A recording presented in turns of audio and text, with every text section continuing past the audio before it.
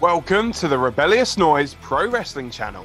On this channel, we bring you some great content from inside and outside of the squared circle. We will go through and offer some in-depth analysis of the biggest events of the year, as well as bringing you exclusive interviews with some of the industry's biggest names. There will also be live show reviews, in-depth features, and podcasts.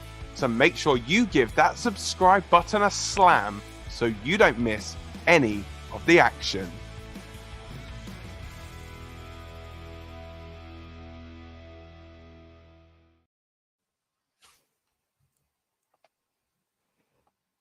Hello, and welcome to the Rebellious Noise Pro Wrestling channel. I'm here. My name is Scott, and I'm with Rob. How you doing, Rob?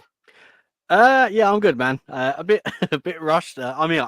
That's the main thing. I'm here. We've both had a manic day, but the important thing, as you just said, we are here to be entertained and hopefully entertain at the same time. Because what we're going to do here, as you would have seen from the title, is a watch along of SummerSlam 2002. Now, as time of recording, we are in SummerSlam season. It's a little bit earlier than it usually is, but that's good. Gives us a bit of extra life out of the SummerSlam watch-alongs. And I say watch-alongs with an S, of course, because we've done one previously. Last week, myself and Rob also did SummerSlam 1992. So if you haven't already and you fancy doing a little watch-along with that, then go out and check that out. But of course, today we are here talking SummerSlam 2002. And what we're going to do in a moment is, well, firstly, we're going to have a little bit of a discussion about the event, and then we'll start in a little bit of time. And when we do that, we'll explain when we start, how to sync it up with us. And as we go along, we'll have frequent updates as well so that people can sync it up with us, whether you're watching live or on demand. So, yeah. Rob, First of all, SummerSlam 2002. Now, we mentioned on our 92 one the other day that just general SummerSlam talk at the beginning of it. SummerSlam 2000 stands out for you. But 2002's got to be near the top of the list as well, right? 100%. Do you know what? I think 92, 2000, and 2002 are probably the three greatest SummerSlams we've ever had. Yeah. Do you know what? So I sent a link out, as we always do, to other people to watch and watch us watch wrestling. That's weird. It's like wrestling inception.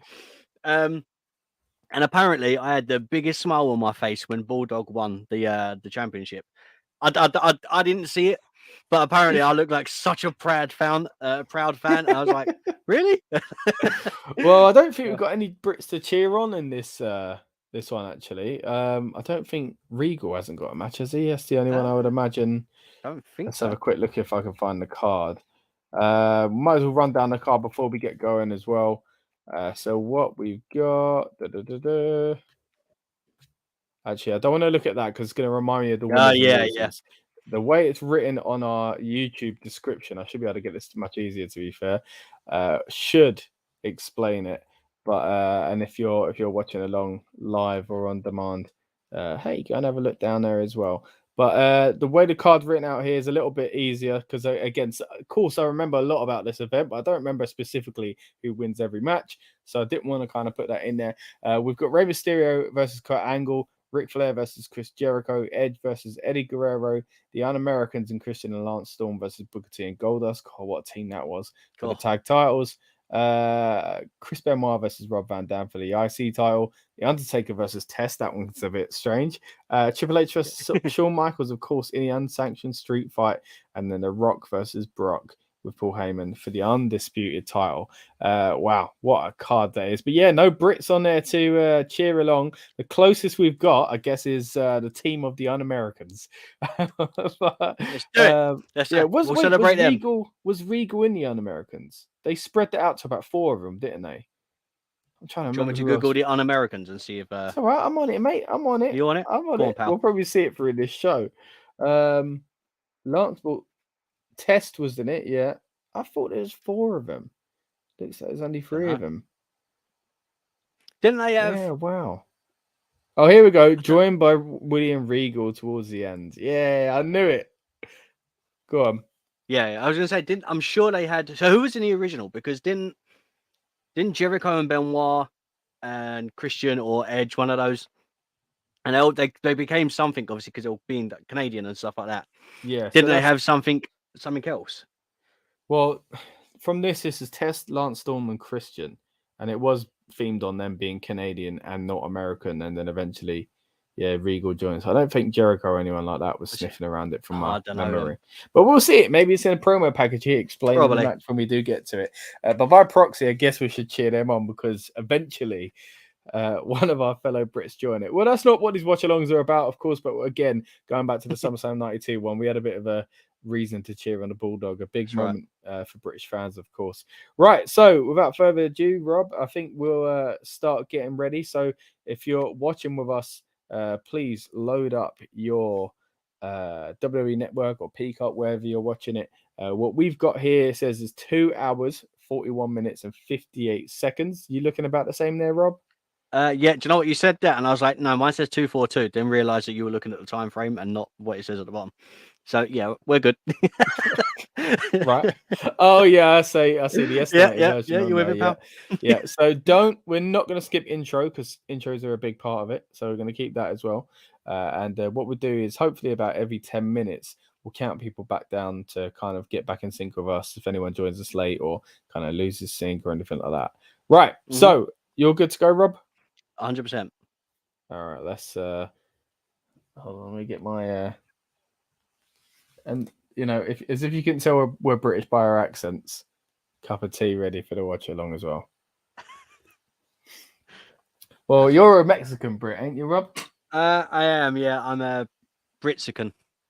A Britsican. Nice. Right. With that terrible joke, I think it's hard to get onto SummerSlam. Right. So once again, if you get your your stream lined up, I'll count us down from, let's do 10 just to be safe. After the 1, so there's 0, go 1, 0, like that, 1, go sort of thing. That'll be. I've got to click as well, or well, I might click. Okay. And then after that, we'll do the same sort of thing going along. Right. So with that in mind, let me make sure I can get mine into a viewable area so that I can still see your beautiful face, masked face. Right. Ready? 10. Yeah. 9, 8, 7, 6, 5, 4, 3, 2, 1. Do you know what that countdown reminded me of? Wayne's World. I knew you'd say it. Oh, mate, is this I'm trying to remember who made the theme song. Is it Saliva? Possibly. Oh. It's such a strange stage. It's basically the SmackDown stage warped. Yeah, it is, yeah. Talk about being lazy these days. I used to love this song. Was it Saliva? They'll probably say, to be fair, they always do. It'll be someone like the WWE's favorite band, like they did for Limp Bizkit. Man, this used to. I love signs. No, it's not Saliva, but the World. Remember that? It's got rebranded from WWF New York at this time. I've been past that. It's a Hard Rock Cafe now.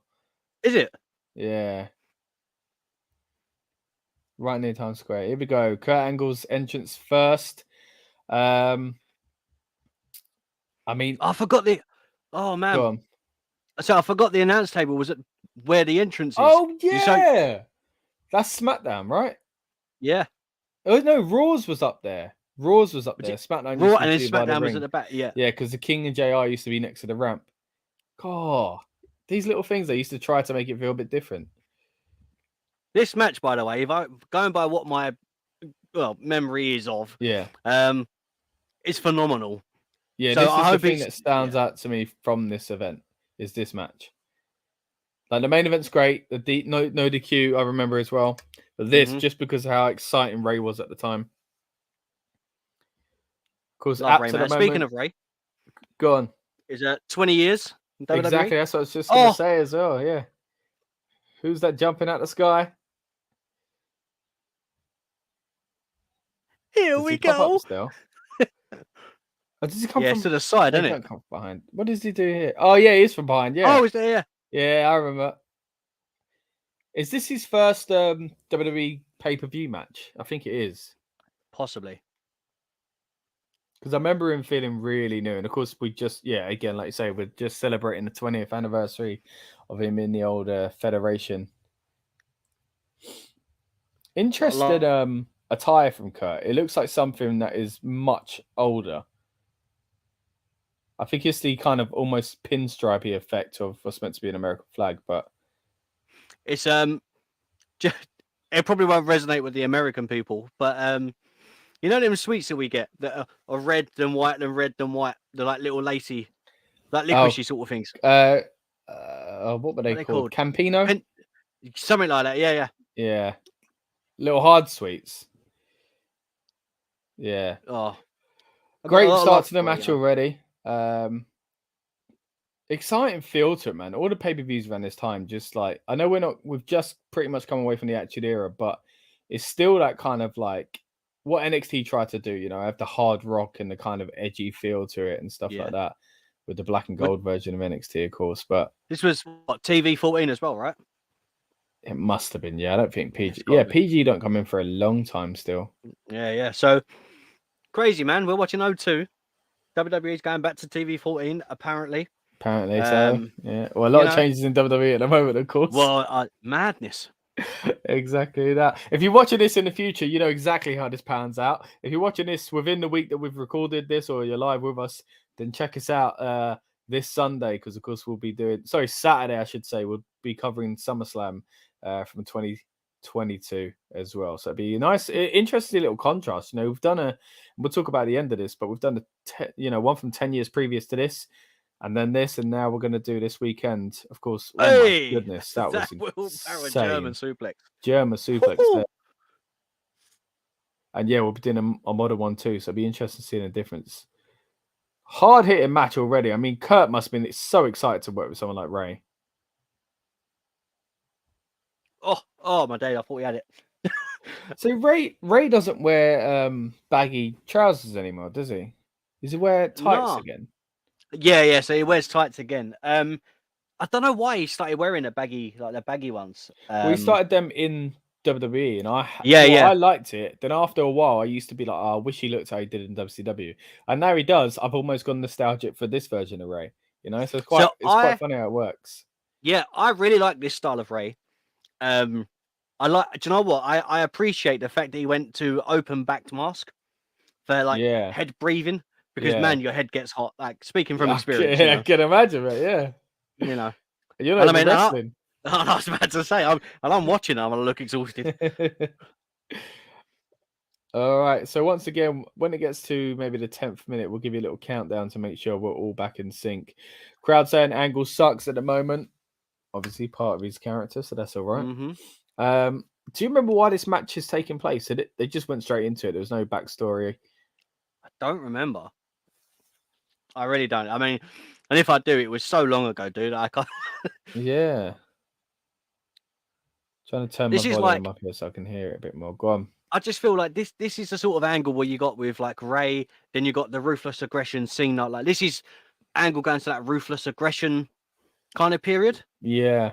Do you know what I mean? Like his wrestling was so, it kind of started and kind of changed a little. I like this style of her. Oh, so Kurt there, backbreaker, stopping an attempt of a Hurricane Rana.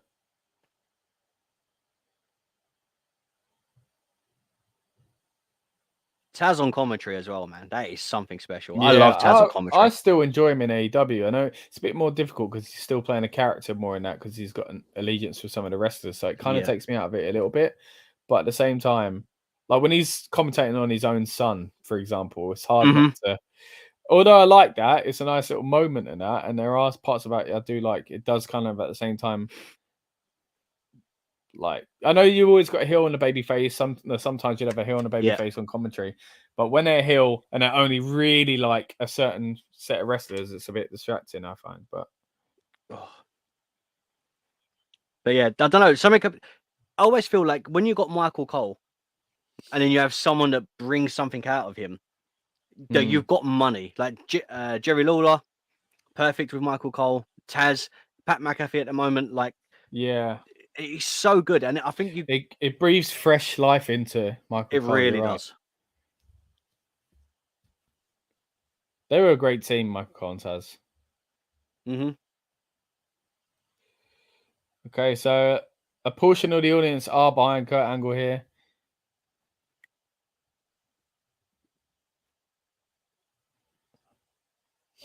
No, it's quite slow at the moment. The match has definitely slowed down after a big burst of energy for the first 4 or 5 minutes of the match. But Mysterio now getting a little bit of a second wind. leverage. Was it they say they're Hardcore, giving him a polish and shining him up, right? That's the wrestling term. Something like that, mate. Oh, He slips underneath Angle there. Oh, lovely belly to belly. There we go. The straps are down. Angle is ready now. Good night, Irene. I haven't said that in years. I swear that used to be in one of the old SmackDown games. Angle slam, but into an arm drag. Beautiful. Oh, an Angle then flies over the top rope as Ray pulls it down. Is that weird time as well? I was about to say, all the mats outside are really shiny. Like I don't know at what point it stopped being shiny, but they're so like, isn't it? They are really shiny, yeah.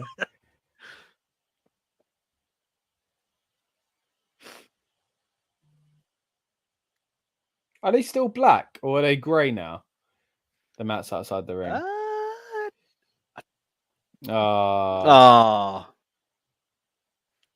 here we go. Here we go. There you go. He's going to jump over him. Oh, what a great visual, man. What a great visual.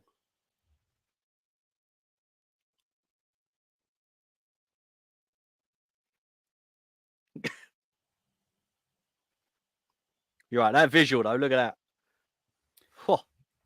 Imagine being a ref waiting for that to happen as well. Got a bit of a holy bleep chant. Springboard. Oh, the crowd are into this, man. I always hate it when Ray done that springboard, you know. I don't mind it when they're facing because they can protect themselves. But I always think when you're nose to the mat, one small move wrong. It is risky, isn't it? Yeah. It is. Slide underneath. Angle. That is fantastic. So Ray jumping back onto Angle there. Into the ankle lock. Kicks him away. Brilliant. Ready for the 619. Oh, lovely. Good camera shots in this as well, I've got to say. West Coast popping it. Good, I guess. Oh, bit of a sloppy West Coast pop there. Oh, my days off.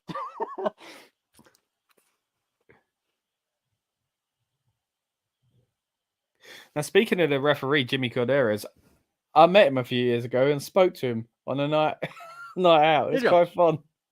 Was you drunk? Who, me or him? Either. I don't think he was. I was probably on my way. He says as he's drinking a tea. Sensible these days. What tea do you have? Like what brand?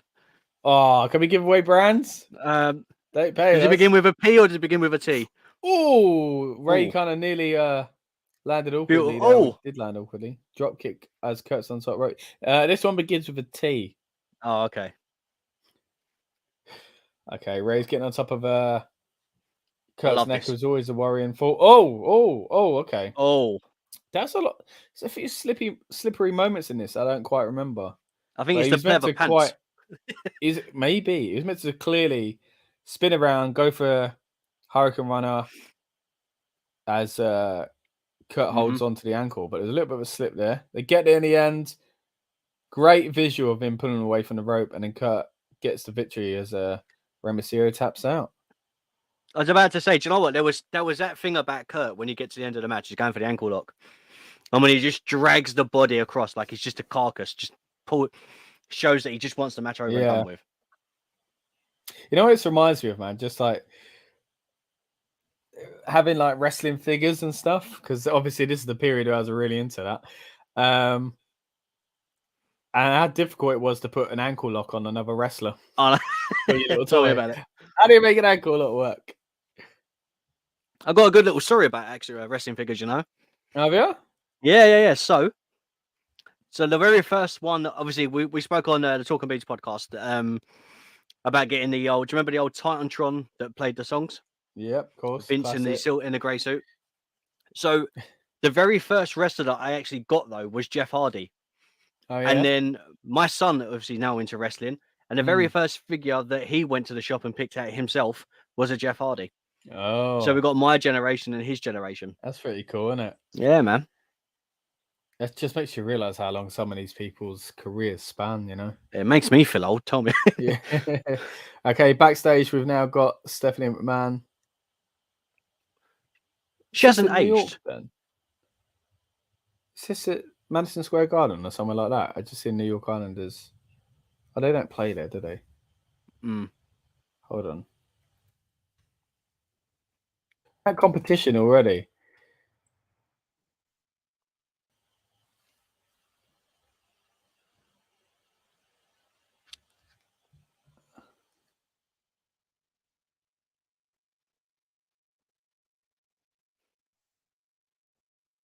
Ooh. It's in Uniondale, New York, at the Nassau Veterans Memorial Coliseum. As in Nassau Coliseum. There we go. Mm-hmm.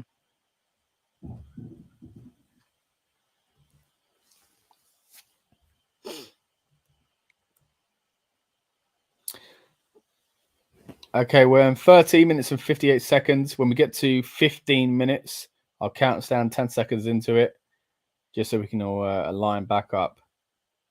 There you go. As you mentioned earlier, Rob, we've got the commentary team up here. JR's got a nice little fan keeping him cool. Do you know what? For a minute you said fan. I was looking around thinking, what? Loads of fans behind him. Do you know what? It was always strange. I always found it strange, even now, that the king is always in wrestling attire. I mean, I know they say if He's you're always a wrestler, ready. always turn up to a show with your gear, but I mean, doesn't mean you have to wear it. Oh, Jericho's countdown just out of the loop to not confuse me with my countdown of everyone joining us in here. We've got 20 seconds for that, but Jericho's pyro's just gone off. I used to like this intro. Gotcha. The kind of cyber version of it. 10, 9, 8, 7, 6, 5, 4, 3, 2, and 1. Okay, so we should all have just gotten synced up to 15 minutes into the stream here. This version of Jericho, man, I hated, which means you know what? he was doing his job very well. You know, I despised him. There was something about him I literally hated. I wrote on a forum, you nerd, a message board in. It must have been. It's a Fozzy t-shirt. They've been around that long. Yeah.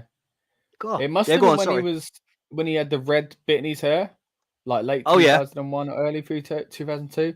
And the title of the board that the post I wrote was "Face It, Jericho's a crap heel." And I just talked about why I didn't like him, which in hindsight was why he was a great heel. And I just didn't understand. You know, like he was literally doing his job. He's got a bit of red in his hair there. So's Flair. So it's Flair. He's always got red in his flipping hair. God, do you remember when Fozzy started and they all had different names? He what? Sorry. When the Fozzy started, they all had different names, didn't they? Like gimmick he names. was called Mongoose McQueen. Because I remember it was on either Jericho VHS, and he said they did this whole interview saying, "Oh, that people think we look alike," and I was like, "Huh."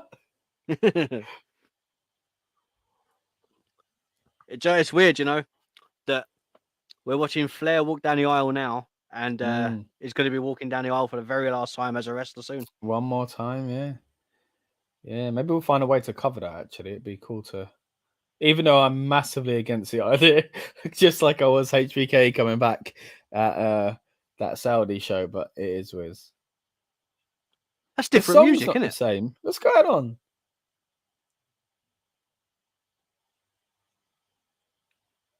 See, maybe I just don't remember it being like that, but or maybe it's a copyright. I always think it's a. But then again, should 2001: A Space Odyssey song?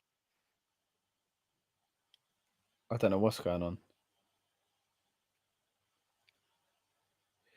There we go. Chris Jericho versus Ric Flair starting up. Flair looks good, man. You got to he's in decent shape here. Do you know what used to wind me up though? As much as I love Flair, the way he runs and hits the ropes winds me up. Him and Hogan.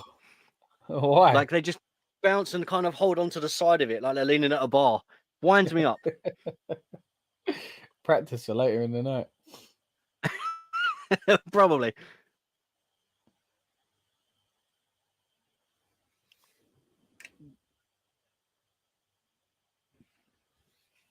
Ooh. Flair's strutting his stuff around the ring. Got a good little dynamic going here, I think, of Jericho can really play off of being annoyed by Flair. Jericho pushing Lil Nate there as well. Do you know what? Okay, so if you're when I just was younger, joining I us, used to think they were twins. not quite twins, yeah. maybe little brother. If you're just joining us, we're going to sync back up on the 20th minute here. Backdrop there for Ric Flair by Jericho. I think it was more WCW days. WCW days. Do you remember? Because little Nate come out with a robe, didn't he? Do you remember? I think I've seen that. Yeah, I don't remember. And And what was that? 2000? Like 9? I was like 9 or something like that. Mate, I thought The Rock and Shamrock were cousins because someone told me they were because they had the name Rock in it. And you take these massive leaps, no reason when you're a kid. Oh, here we go. Skin the cat there, comes back into a chop. Oh, that's a big chop. So we're 19 and 10 seconds. Again, when we're 10 seconds away from 20 minutes, I'll count us down. Just in case anyone has lost sync or is joining us late. How many chops would you take from Flair? How many would I take? Yeah. 1. You diva. Why would I get... Why? No, to say I took a Flair chop, yeah, that's what... Why would I need a second? I've been chopped. Have you been chopped? I mean, I'd be chopped by a Flair. 100%, I'd love to be. Yeah, but have you actually been chopped by a wrestler? I've been chopped, yeah. By a wrestler? Yeah, it doesn't feel good. Right. So why would you want more than one? Just so then you've taken one from Flair, then you've taken another one's one fine. from Flair. And then what? I don't know. Two's my limit. Like my arrests wouldn't take any more than that. One's my limit, mate. Because wrestlers love doing it as well. They find it so funny, and I think Flair would be the same. So that first one's going to hurt the most, to be fair. But then they'll feel like it didn't hit right. They want to hit you again. So screw that, man. One and done. Right now, Jericho's on the top rope. Goes down for a bit of a smash to the back of the neck of Flair there. Bit strange, really. They're taking away the top of the guardrail. You don't really see that much. No, it's all flat now, isn't it? Yeah. It's a different time, man. It feels so different. Does, if you know what I mean, like the way it's the setup, presentation, yeah. Yeah. I mean, think 10 years on from what we've just watched. Of course, that was a stadium show in 1992, but still, different presentation. Strange. The black ropes, the animated SummerSlam logos you can see in the background there as well on the screens. Technology, of course, is changing a lot of this, but okay, Jericho really winding up Flair. All right, I missed the 20th minute for the countdown. So hopefully everyone's in sync. So we'll do it on the 22nd minute at least. Right, so Flair's chopping away at Chris Jericho here. Whips him into the post, but then eats an elbow himself. Jericho up for the drop kick from the second rope. Goes for the pin. They ain't going to do it, Chrissy boy.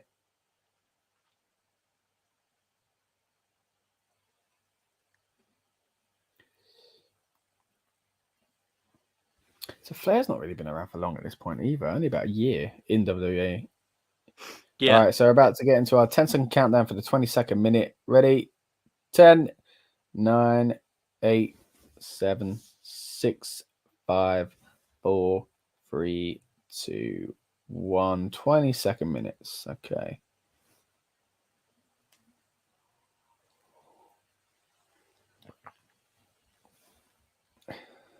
Jericho walking into another chop.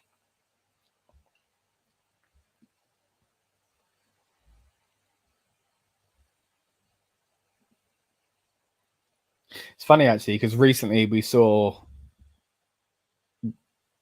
Flair take a pop at Jericho, didn't he? About calling himself something, whatever he was calling him, a legend or something like that. Oh, yeah. I'm the king of the world, says Jericho. It's funny because then he had the Saliva theme song, didn't he? King of My World. Around this point as well.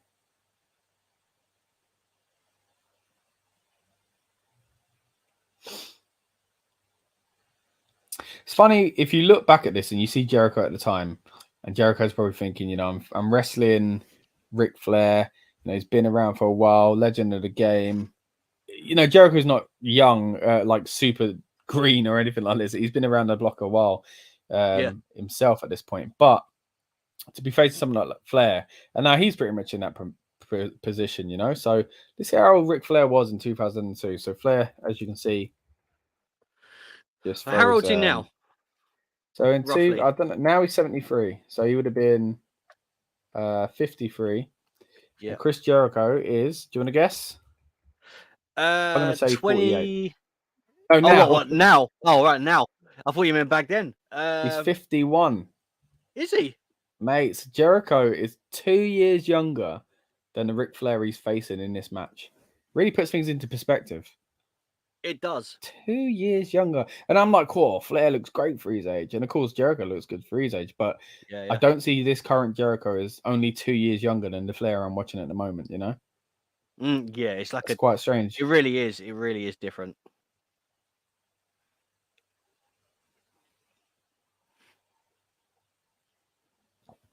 Flair getting the upper hand here.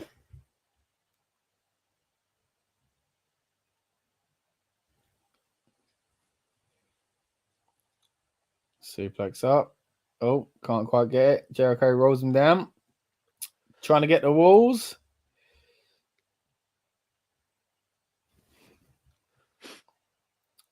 Okay, when we get to 30 minutes, we'll sync everyone back in as well. But at the moment, we're on 24:42. In the middle, Chris Jericho versus the Nature Boy, Ric Flair.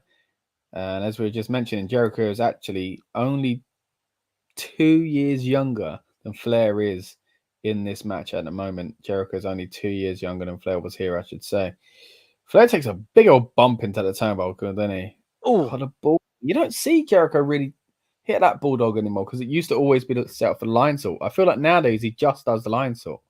Am I right in thinking that? Yeah, definitely. Like he just sees them down and goes, opportunity to do it, you know? You never see the bulldog that much anymore anyway. No. Not many do it. Yeah, the bulldog was a big old thing about playing the old SmackDown games. Yeah, I was about to say, like, you get, I mean, Xbox done a fantastic one, Spike Dudley. Yeah, bring back the bulldog, as in the move.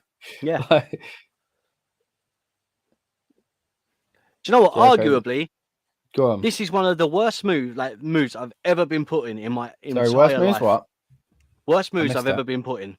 Oh my gosh, it hurts so much. You feel like your knee's hurts. going to pop, and if they move a different way, your shin's going to snap. It is horrible.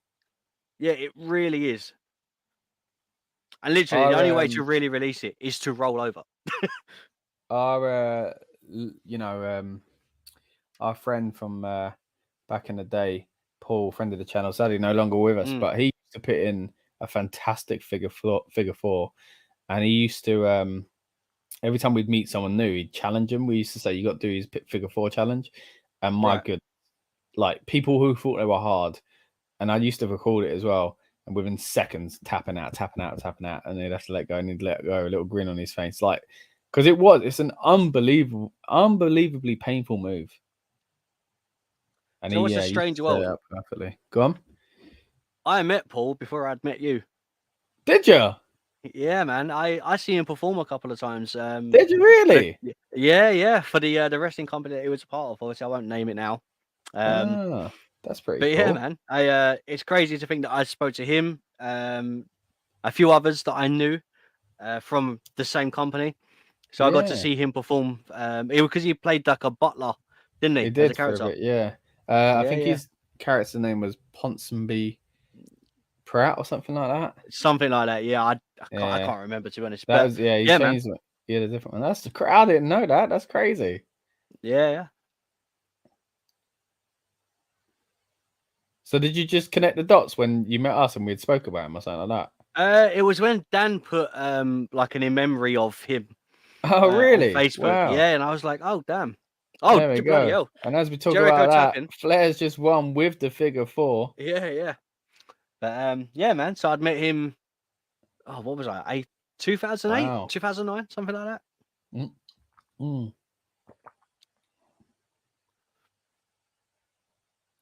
Okay, so here we are. I don't like this music, you know. Yeah, what is going on? I don't know if I'm just misremembering and he did have this at the start or what.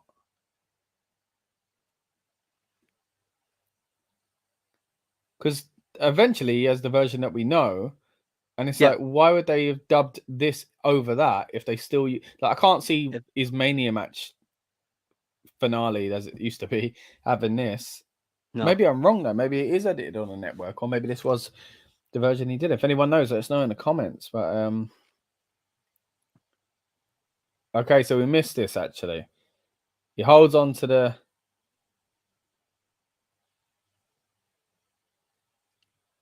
That's a bit strange. Okay, so we're on 28 minutes and 47 seconds. Again, we'll sync back up on 30 minutes for anyone that's watching on demand, maybe lost their place or watching live as well. Jericho's on the outside now. The sneaky Ric Flair's got away with it. Jericho's having a little bit of a meltdown. And here we go. Brock Lesnar in the back. Paul Heyman.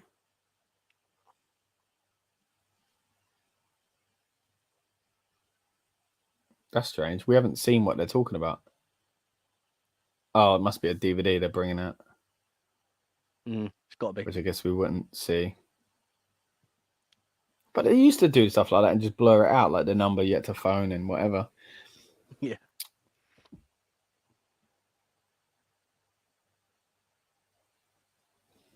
Okay, so as we stare at Brock Lesnar, we're going to start our countdown to the 30th minute in just a moment. 29:45 and 10, 9, 8, 7, 6, 5, 4, 3, 2, 1. 30-minute mark. So here we go. Paul Heyman is hyping up Brock Lesnar for the Undisputed title, something that, ironically, again, if you're watching this in the future, you know exactly what happens, but he's going for this very weekend. The next big thing, my goodness. It wasn't the big thing for very long. Of course, he was gone within the next 2 years. But he's come back, and it's mad to think he's been back way longer than he was there the first time round. Yeah. Oh. Here we go, Latino. I used to love this theme song. Like, We Lie, We Cheat Still is great. That's iconic, isn't it? But this is like Hill Eddie Guerrero mullet. Like, yeah, this is when he came back and they did Frog Splash versus Frog Splash, didn't they? When he first come back because he attacked Van Damme. This has got to be a mullet mania. Oh yeah, mullet mania. If you don't know what we're talking about there, last week when we did our SummerSlam 92, we were critiquing all the mullets that we saw there.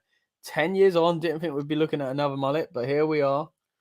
I reckon this you should kind grow of mullet one would fit in these days, because I was saying in that mullets are kind of back, but this is the kind of mullet that would suit people these days. Yeah, Becky Lynch has got one. Logan Paul. Too long there at the back. Go on. Logan Paul's got a mullet, who's currently signed to WWE. Much, yeah, I might get Becky Lynch. Man. I never thought I'd say that.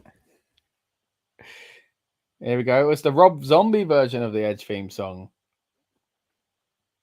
There we go. This is an interesting part of Ed's career, isn't it? Like, yeah.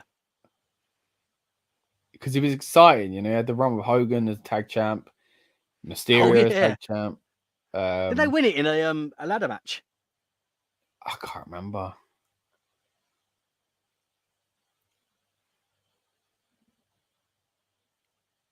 I miss Edge like this, you know. Yeah. It's so specific. Like, everybody really thinks of the rated R superstar, but this is the Edge trying to break into the main event, you know? Yeah, it really is. Because it's not exactly the same as his face, his heel run as Edge and Christian. It's similar. It's a tweak on that, but it's definitely a different variation. It's similar in the gear, it's similar in some of the presentation, but it feels like a different. Like when you look at Triple H, there are different versions of Triple H. Yeah. It really feels like this is literally Edge this is Edge's transition from. He's still got the Edge and Christian and stuff, as you said. It's not yet rated R. It's just in between. You know, and you can really see it as well because he's still got the glasses, the coat. Yeah, it was a fun period Blackjack. though, as for it, like, you know, watching Edge. I think obviously wins the King of the Ring, that kind of plants the seeds for the breakout of Edge and Christian anyway. But yeah, he has a good few kind of runs and feuds in this period. The Kurt Angle feud, and then eventually, I guess injuries take him out for a bit, and then he comes back, and I can't quite remember how the rated R stuff starts, but and he threw Money in the Bank. It feels like, but he's not. But even if I look at that version of Edge, he doesn't look the same as this, even though he hasn't quite. Yeah.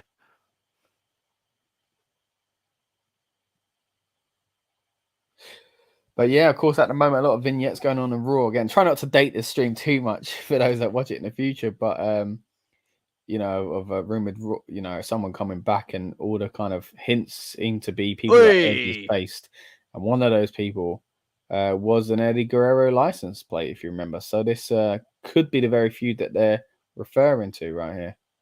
It could be. Even though he didn't have the car at this point, but yeah. Okay, so Edge is trying to tie up Guerrero in the ropes. Go on, mate. What? I used to hate that when they get tied up in the ropes. I used to freak out that because they were so tight. Like it used to panic me, like loss of blood circulation. They look really tight. So that was a clever little spot actually, because I thought, why would you spear him in the rope? Like, that's a finisher. You should be pinning him now. And he goes for another and flies through the thing as Guerrero gets away. So clever little spot there after all.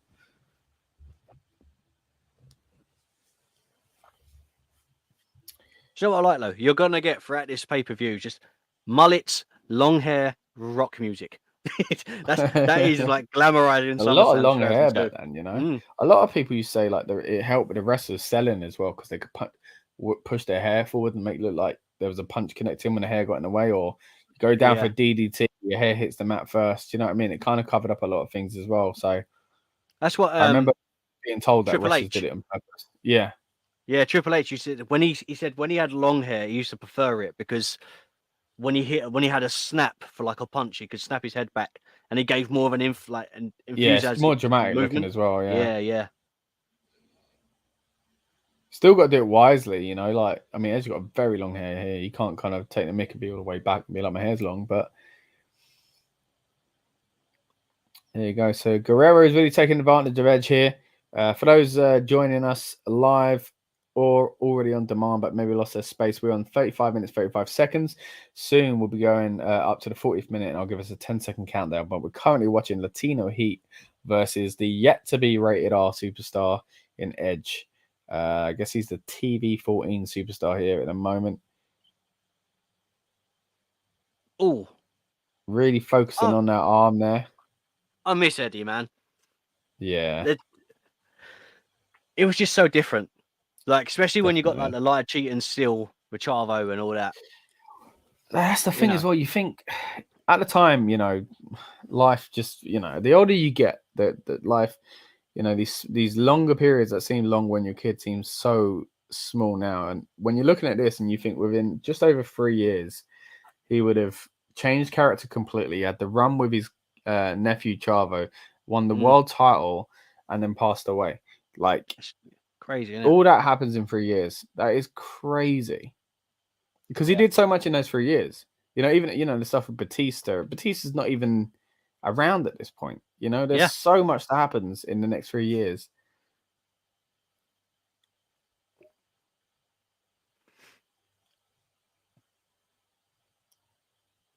Just makes you realize how big those stars, Batista and John Cena and Randy Orton, became so quickly as well. That are not, and you know, anywhere near this card. I mean, yet within 3 years, they're all top of the company. Randy's been there 20 years, right? Yeah, because they've done the 20 years this year. Yeah, same with Cena. And so Brock as well, or Brock just a little bit longer? Brock, I think, Brock started the night after WrestleMania 17. Sorry, WrestleMania, 17. It was. It was Raw after Mania. So, because they had the OV, was it the OVW 6 or something like that, or 5. It had Batista, Brock, Randy, Cena, Shelton, Benjamin. Yeah. Am I missing anyone? No, how many was that? That 4. was 5. No, Was it 5? Cena, Batista, Brock, Cena, Batista, Shelton, Brock, Cena, Shelton. Batista, Randy, Brock, Shelton. Dude, I keep losing count. Batista, Cena, Yeah, Randy Orton, Brock and Shelton. There we go. Yeah, 5. 5, yeah. We can count. There we go. Okay, so now Guerrero is trying to make Edge lose the will to go on, basically. Ooh. Trying to fight out of it, of course, as well. Guerrero straight back to the arm. Looks rough, man, the stuff that he's doing to him.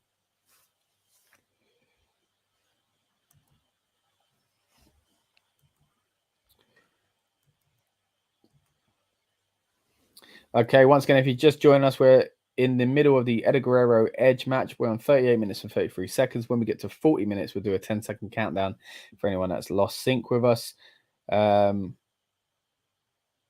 Good match so far. Got very slow at the moment, but methodical. And it's not simple. I'm going to stamp on your arm because your arm's injured. Eddie's working the arm in a very kind of clever way, which does make it fun to watch because these spots can get boring if not done properly. Yeah, he's what do you say? Basically, like retching it and like really putting it through his paces. Which, again, it's one of those things that we don't see now because when they work on a body part, they're working it and then they'll do something else and kind of go back to it. Eddie's literally staying on one body part. Just done that for the last 5 minutes. Yeah. Yeah. Okay, so Edge is countered there with a bit of a slam that Guerrero didn't expect, but it's took out of Edge as well, of course. It's good. He's bleeding from the shoulder as well. Okay, so we're on 39 and 28 seconds. Again, when we get to 40, we'll start. We'll count you down into 40. Sorry, by 10 seconds. A lot of backdrops on this card so far, Rob. Yeah, man. It's a reoccurring theme. There we go. You know, it took a good backdrop. Christian. Who? Christian took a great backdrop, especially from Bubba 10, Ray Dudley. 9, 8, 7, 6, 5, 4, 3, 2, 1. We're on 40 minutes. Sorry about that, Rob. I was keeping up with the countdown. But yeah, you're right. I can visualize Christian's backdrop. It was really good. Oh, always really good. So Guerrero's outside now. First real big problem for Eddie. This was a Royal Rumble, man. He's out. So I love how they never say that at any other point. Then on the build up to Rumble, they go, well, if he was thrown over the top rope now, he'd be out of the Rumble. Yeah. Okay, so Edge flies off there. You don't really see Edge do stuff like that anymore. No. I guess he does. Did he do a big move a little while ago? Probably, but I'm kind of lost with what's going on with Edge. Obviously, we had the Judgment Day stuff. Then he's gone. Yeah. Then there's vignettes. Yeah. You know, we had the greatest WrestleMania. Was it the greatest match of all time or something wrestling like that? match ever? I think it was billed as it. Wasn't even the greatest match on that card, I don't think. But... No, and then he was injured during that when they were doing the pre-shot bits or the B-roll shots for it. Yeah. Right, now Guerrero's got Edge up on the turnbuckle. Edge starting to fight back. Oh. Bit of a slip there. Oh! Wasn't that one of Edge's finishes? Edge used to... He's just one of those wrestlers who had about 15,000 finishes. I can't remember which one was which either. Edge-o-matic, Education, Education. Education. Educator or something. It was the same with Christian. So he had the kill switch. Before that, I'm sure it was called the Unprettier. Yeah, they changed the name of it. But Edge literally had different moves, though. Oh, what a dropkick. Lovely dropkick there from Guerrero. He's feeling froggy, I think. I missed that. There we go. Guerrero hits a frog splash, but into the knees of Edge. What's he got to do? Whatever his finish is at this moment. Here we go. Is it the Education? There we go. That's like the Impaler DDT. Weirdly, that Gangrel used to use. Only a Oh, 2. That's all right, Edge. You've probably got about another 4 finishes you can try on him.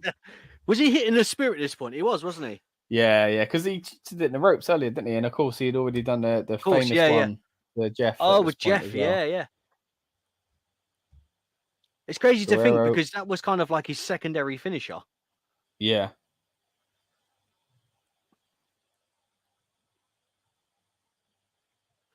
I think Beautiful the neck spear breaker. really worked well when he moves into Rated R Superstar and Ultimate Opportunist and all that because it's such a kind of quick, exciting move to do. He doesn't do the best spear though, in my opinion. I don't want to like cause I used to love controversy, but Rhino's one, the gore. he just threw himself at people. Do Yeah. you know, I was watching it was DDP versus Goldberg when Goldberg concussed himself. Do you remember with the the spear? When I Yeah, when I against don't they do it against Regal? He hits the rope, he hits the turnbuckle. I think he done it with Regal DDP. moved. I watched it with DDP. Regal did move though. That was when was that when Regal literally when Regal tries to wrestle him? yeah, literally turn him into a pretzel. Okay, so Edge is still being targeted, or his shoulder is at least. Guerrero now going up to the top rope. Edge has none of it, throws him off. Oh, nice little lovely leap roll through there from Eddie. And a spear. There we go. There we go, hits the 3, even with the dodgy shoulder. Does he hit him with the same shoulder? I guess, was that why they were working the shoulder? Possibly. That was a better looking spear than what he does now, though. Yeah. I think he looked better when he had long hair, and he just looked so lanky back then. He just like, it's a really spread the colours, out isn't it? spear. The colours? Like, because he's wearing white, and obviously his hair's a bit dark, so like, it's the colour, like, what's it called? Like, the way he's paletted himself, and contrasted himself, yeah. Still cool again hearing this Rob Zombie version of the song. It just, don't get me wrong, I love the Auto Bridge song, and I like even reinventing himself this past year, but it's frustrating when people forget this version of Edge, and even the original You Think You Know Me theme song as well, which Edge and Christian used. We're about to get on, here we go, 45 minutes as well. Bit of a promo we got. Rock and Brock. No, Triple H and, oh no.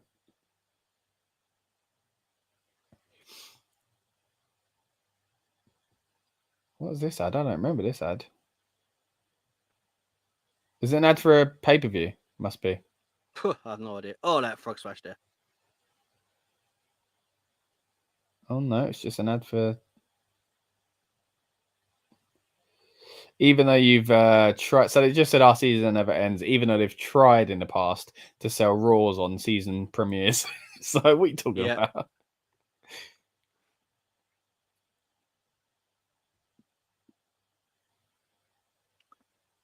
I love the fact they got the American flag reversed. It's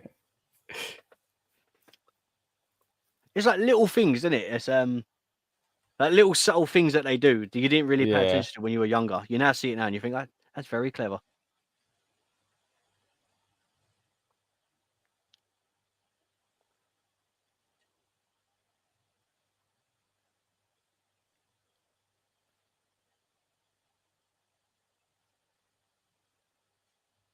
Christian was great heel back then.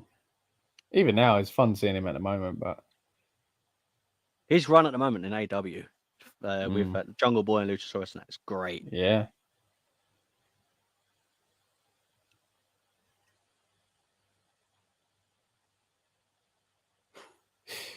It's weird seeing Test, you know? Yeah, it is, yeah. Okay, here we go. We've got Booker T's entrance now with Goldust behind him. Just seeing them come out there, just shows what an odd couple they are. I suppose I just see the background of a flag there. I don't Did the know. others come out too early? Go on, what was you going to say? Hey! Love that. Love that pyro. Yeah, cool little pan shot over there to the commentary team. I was going to say, yeah, sometimes odd tag teams, they just work. If you get the right people, they just click. You know, I mean, definitely. These two, Stone Cold and Dude Love, that was great. Yeah, because if this happened now, I'd be dissing it. I'd enjoy else it, will be like this. Santino, was it Santino Morello and was it Kozlov? Yeah, Santino Kozlov, yeah.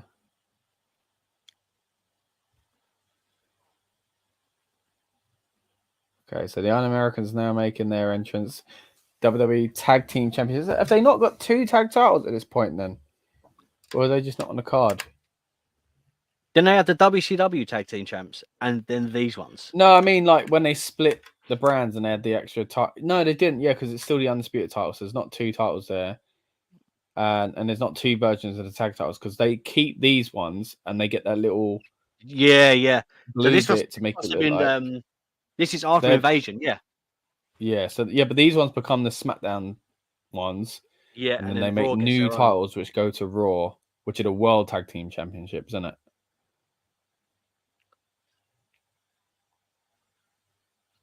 I think the Rebellious Noise needs to do a Spinaroonie challenge.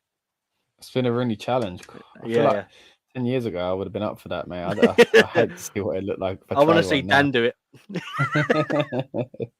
I'm sure he'll have grace. Don't worry.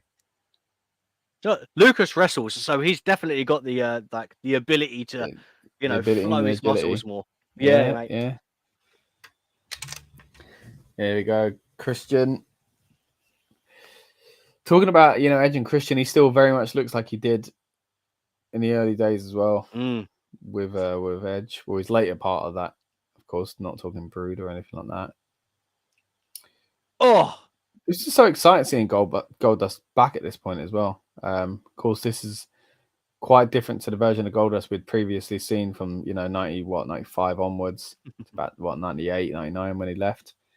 Definitely a new kind of comedic side which they really tap into, especially with Booker T and later on. Then he's kind of fight against Triple H and stuff. It's just crazy looking at him from here to. Do you remember when he come back? It was 2013. It was the Rhodes Brothers versus like the Shield and all that. The Shield, yeah, for their contracts to come back. Oh yeah, so different. Yeah.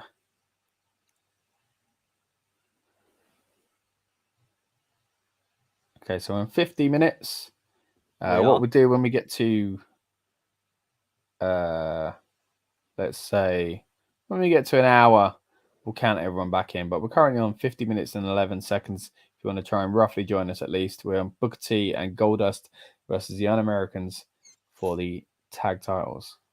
We've also got comments, by the way. Let's have a look. What we got? Yeah, man. Okay, Soul Eater. Don't eat mine, but you say hi. Or mine. Hi to you. That's a hard name to say. Haxorus Guyman. Sup, Guyman. Dude. Sup to you as well, mate. Thank you very much for coming and joining us. Is it Guyman or Guyman? Guyman. Is it Haxorus or Hax? Oh, sorry. Interesting name. Haxorus Guyman. Hacksaw Jim Duggan Saurus or something? Yeah, I love Hacksaw Jim Duggan, But anyway, thank you for joining us, everyone that's live and on demand. Really do appreciate it. Give us your comments. Let us know what you think of SummerSlam 2002, what your memories of it are. It's crazy to see some of the people from ECW, WCW that were in around a bit this time, because I was saying we had the Invasion that didn't go well. We had that weird Shane owning WCW stuff. The Invasion that wasn't great. No. And not many kind of survived it. There wasn't many around that survived that kind of influx of coming in. It was, because it's only this point really that they start getting in the stars, the bigger names from WCW whose contracts have run out and stuff like that. Your Goldbergs, your NWOs. Because I'm sure they either had the option to go, or they could sit and wait out their contract, and then if they wanted to, or if they got signed, they could get signed. Yeah, Booker T decided to. He jumped over, yeah, which is a smart move for him. Yeah, because the thing is, as much as he was the world champion, he wasn't Hogan, Goldberg, Sting, or anyone like that. So it was wise. I think he benefited greatly from it because he quickly really did, managed to get that WWE WCW kind of stench and stigma off of him from the Yeah. fans that didn't know him, or the fans that didn't think he could hang, or Oh, the people in the office who kind of always again had that kind of anti-WCW feel. even like look at now they Lance just Storm. look at me. Lance Storm, yeah. I mean, Yeah, another guy that when I think back of, I don't really think WCW anymore. I think, do you know what? Every time I look at Lance Storm, I always think ECW, not WCW. Yeah. Yeah, true. But yeah, Booker T is, you know, a WWE guy now, it feels like. Do you know what I mean? So, Yeah, and his whole it gimmick really feels was like it. 5-time WCW champion, you know, like that was his whole gimmick when you came in.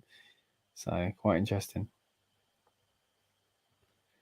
So, Booker T now trying to get the fans behind Goldust.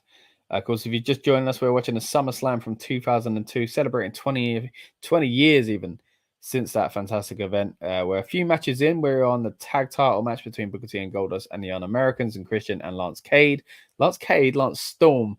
Lance Cade's not popped up yet. And it's 53 minutes and 33 seconds. Later on, when we get to an hour mark, so just in under 7 minutes, I'm going to count us down. Anyone that's joining us live or on demand that maybe has lost their place in the sync. Speaking of WCW, this referee is Neil Patrick, ain't it? Comes from WCW. Yeah, he came from. Was he the one that had the match with Hebner? Invasion. Yeah. Was that Invasion as well? I think so. Mad. Because you had Shane's face and then Vince's face on the cover, wasn't it? Yeah, that was a cool little thing. I had that on VHS. I enjoyed Invasion at the time. You look back in hindsight and you go, "Oh, it should have been so much better, that feud." But I enjoyed everything about it at the time. Yeah, well, I say everything. There's still a few things where when that turn didn't make sense, but yeah. I didn't mind it. It was more wrestling, man. More wrestling. That's what we wanted, man. I mean, Invasion points stands out to me to Rob Van Dam versus Jeff Hardy. Felt like a real dream match at the time, and it was that was the IC Championship, wasn't it? Was it IC or European? Or European? It's one of them titles. Fantastic match either way. Remember that spinning heel kick, and then he falls off the stage like down the middle of the ramp. Because remember the ramp was like kind of an angle, two sides. So Goldust's been in the ring for a while now. You think he's got to get that hot tag soon from Booker Man, but he's got a slit in his armpit on his suit. His paint's rubbing off. And that's time to get out of the ring, mate. And that's just Booker T.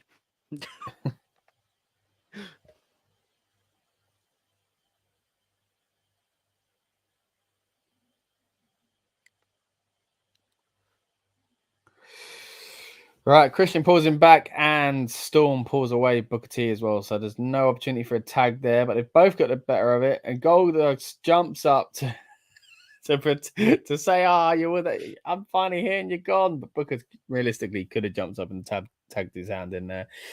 Looking for the concerto here. They miss. It was the hardcore through the arms, and Goldust hits him with a double clothesline. We are on 55 minutes and 59 seconds, so 4 minutes away from our rejoining and resyncing 60 minutes, of course. Again, let us know what you think of SummerSlam 2002. What your memories are. Are you watching along now? Are you enjoying it with us? What do you remember about 2002 SummerSlam? Does it stand up there as one of the best, like it does for a lot of fans? So we finally got the tag. JR is really into it. Booker T. Now, another little backdrop there that I quite enjoyed. We want to give one to Christian, though, don't we? Like we said earlier. A lot of chops there.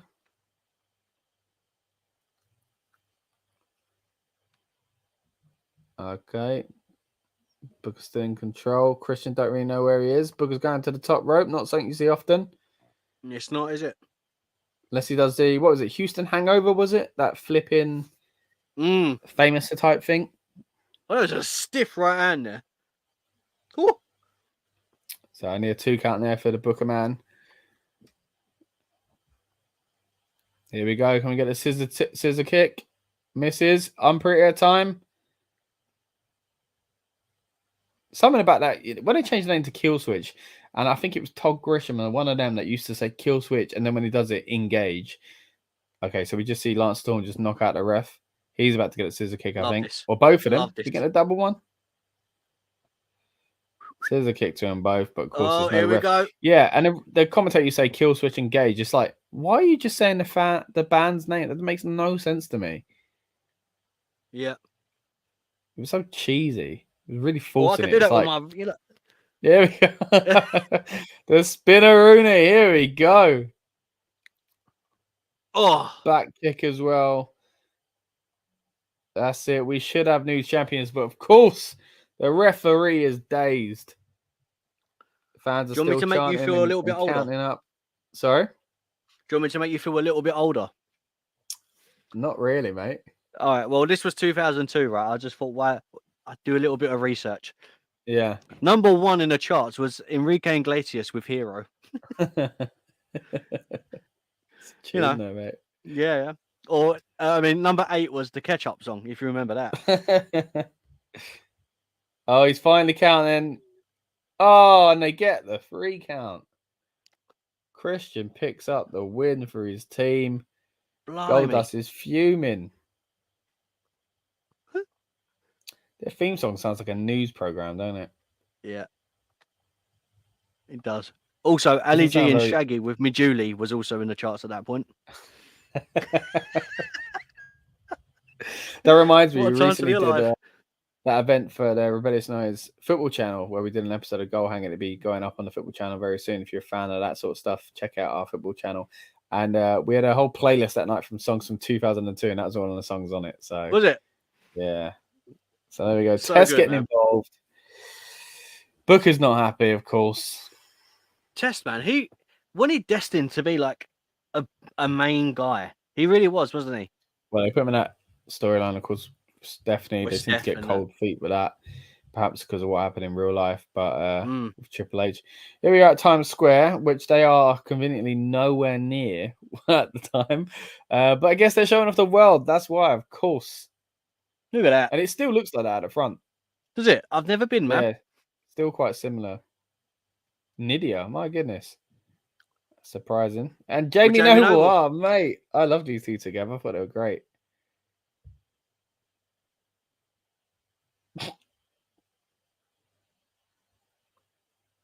Do your I best love Jamie when Noble Noble accent. came back and... Go on.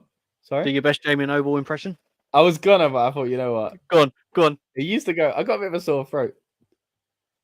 My impression of Jamie Noble used to be something along the lines of, come on now, Nidia, get! It literally like that was basically what I'd say, like, come on, Nidia, let's go. Get! Give it to him. Okay, for some reason, that is strange that Nidia's just attacked a man there, making out. So now we've got Bischoff and Steph backstage. Of course, the Raw GM and SmackDown GM as well, respectively. And I really like this period where they are like real. It felt like maybe I just bought into it more because I was a kid, but Brown Warfare felt a bit more. Yeah. Like, and they tried to make it different. You know, I felt like both shows had a different feel to it.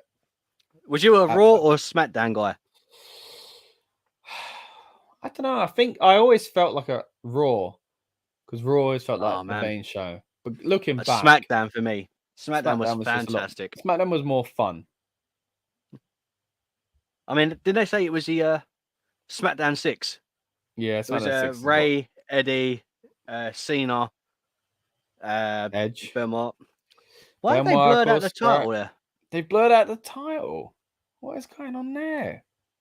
Oh, maybe this is because the title has not been changed over to the WWE logo. Because this, I think, is the first pay-per-view under the WWE name. Actually, I forgot about that era. The so Toothless I Aggression. thought the titles would have changed straight away. Would you say Toothless Aggression? Toothless Aggression. Do you remember that as his nickname? Yeah. Our Lady Peace, by the way, absolutely fantastic. Great theme man. song. What a song, mate. This is in my Gotta gym say. playlist, you know. Is it? Yeah. Now, of course, we're talking about Benoit here, and we have to just kind of get out there. Not going to be talking about Benoit the man in this. We're going to be talking about Benoit the performer. So, always a touchy subject for obvious It is. reasons. But what we're going to do here is, of course, critique the match for the match. It's the only way we can do this. And now we've got Rob Van Dam coming out, a fresh-faced young Rob Van Dam, who is man. Do you think it was 420 for him then as well? It's always 420 for Rob Van Dam. Yeah, I'm looking forward to seeing this match actually. Nice little strange kind of combination of guys, but so cool, Rob Van Dam. Again, another one that was able to transition from that invasion thing and actually become something. So naturally, like as a viewer at least. Sure, it weren't easy backstage, but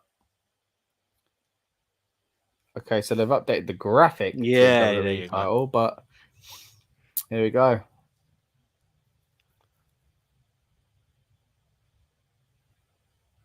Obviously, not that I want to. Obviously, it's such Benoit is such a touchy subject. Yeah, obviously, as you know, but one of his best matches, probably him and Jericho, Royal Rumble 2001.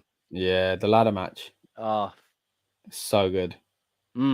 That made me appreciate when I was younger. Made me like Benoit.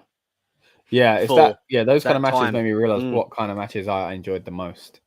You know, that kind of, I guess, more kind of wrestler type, match. But obviously he come over from WCW with the Radicals. Perry Saturn, and Eddie. Yeah, just in time before that sinking ship really sunk. The Radicals, man, that was a fun time as well. Yeah. Is Perry Saturn with the mop at this point, or? At this point, I feel like that's done with at this point, surely. Really? Wasn't that 2001? I can't remember. I mean, at one point we had Al Snow and Steve Blackman together, so yeah. That strange name. Obviously, get it now. Name I didn't get at the time. No. Yeah. Same as What Does Everybody Want? And then they'd scream ahead. Yeah. And flew over my head when I was younger. Stratus as well with a team of TNA. Oh yeah. They were clearly trying to reference at the time. If you just joined us, we are doing the SummerSlam 2002 watch along. We're 1 hour, 4 minutes, and 44 seconds into it. Lovely moves there from Rob Van Dam. And as I just mentioned, Rob Van Dam is facing off here against Benoit for the IC title. Lovely spinning back heel kick, although he's landing a little bit awkward there. What we'll do is when we get to 1 hour 10, we'll sync back up for anyone that's lost their place or was joining us late. Nice little combination between the two there. German suplex. My goodness, that looked like it destroyed Van Dam. He's such a good seller, Van Dam. Fantastic. Do you know what I love to see? When he used to do the spike DDTs and spike pile drivers. So cool. What would you love to see? Just Van Dam and Dolph Ziggler just selling. That's it. Sell off. Dude, how good would that be? I mean, Ziggler is so underrated with that sort of stuff. I mean, he's getting a bit of a run at the moment, though, isn't he? Yeah, but he always is. He always comes up and down. Me and Lucas were talking about this the other day on the SummerSlam predictions. Yeah. It's a shame. Like it really is. But yeah, it's the same sort of thing. Those guys kind of get used in these kind of Swiss Army knife type wrestlers. Fit in anywhere. Yeah. I mean, great for them because obviously as you said, they can fit in that slot. Yeah. And make the best out of a bad situation. But it can hold you back at the same time. So it's always can.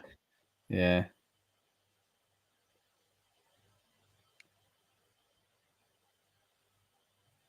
Okay, so Van Dam's trying to get a bit of energy back here.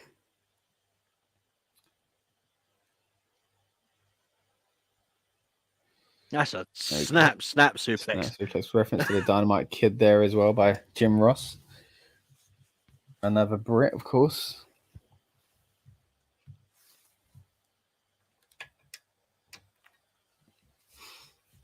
So another match that's slowed down a little bit here. That does feel like the theme of this show, It starts off quick. Explosive and then slows down, yeah. It slows and then picks up again. Yeah, because I was thinking earlier, like, I wonder if we can spot formulas that have kind of changed from wrestling today. Like, are there certain moves we see a lot more frequently? Are there certain kind of, I don't know, ways in wrestlers present themselves that we don't see as much anymore. But bit of an awkward Backslide. chop Oh, attempt there, backslide, 2 count there. love seeing a backslide. It's so impressive. When they keep Was it that a done like monkey that. foot? That was lovely. Lovely, as you say, but Benoit straight back on it. We're in 1 hour, 7 minutes and 37 seconds. Again, we'll sync back up at 1 hour 10. Do you know what? I think round about this time, was it Legends of Wrestling that come out? The game? And yeah. And like we had RVD, Hogan, and all that. Sabu and all that. Yeah. I'm sure. Like, I remember playing that on a PlayStation 2. Yeah, so Legend of Wrestling was a decent game because it was a good alternative. The problems with it, but the things about it, like the second one's good as well, but the third one, Showdown, I really enjoyed. Like you had 4 versions of each wrestler, like which was great because you could have NWO Hogan, you could have AWA Hogan, kind of height WF Hogan. I never played it. I only played the first one. So good for that. A lot of glitches, that's where it kind of went wrong, but the roster was amazing. And the presentation I thought looked really cool as well. What's the chances of us doing a Rebellious Noise play along? What, with wrestling games? Yeah. People want to see it, yeah. So Benoit just went for the flying headbutt, but Van Damme moved and then does move his own onto Benoit. That's Van a distance, up top. you know. Oh, Benoit moves. Okay, right. So Van Damme's got a bit of a taste of his own medicine there, and straight in for the crossface from Benoit. Van Damme's a bit close to the rope though. Surely this is I used to hate that submission, by the way. Not that being put in it hurt. It really hurt. Yeah, it's a little bit uncomfortable. So we're on 1 hour 9:19. So once we get to 1 hour 10 seconds away from 1 hour 10, we'll start counting down and syncing us all back in. 1 hour 9:30. Educated Fears King says gets to the ropes. See, and enjoying watching their own guys here. I like all this stuff. Bishop's hair reminds me of like a Lego figure. You know, it's on there. Yeah. Okay, 10, 9, 8, 7, 6, 5, 4, 3, 2, 1. 1 hour 10, everyone. Again, we'll sync back up later on for anyone that's joined us late or maybe has lost a sync. In about 10 minutes' time, we'll try and sync all back up. But if you did miss the cue there, just over 1 hour 10 in the RVD Benoit match. And Benoit has just thrown RVD outside. Hurt his arm, landing on the guardrail now. Quite similar to the Edge match now if we start heading down that route again. But hey, 2 radicals in the same sort of way of thinking makes sense, I guess. Yep, definitely focusing on that arm.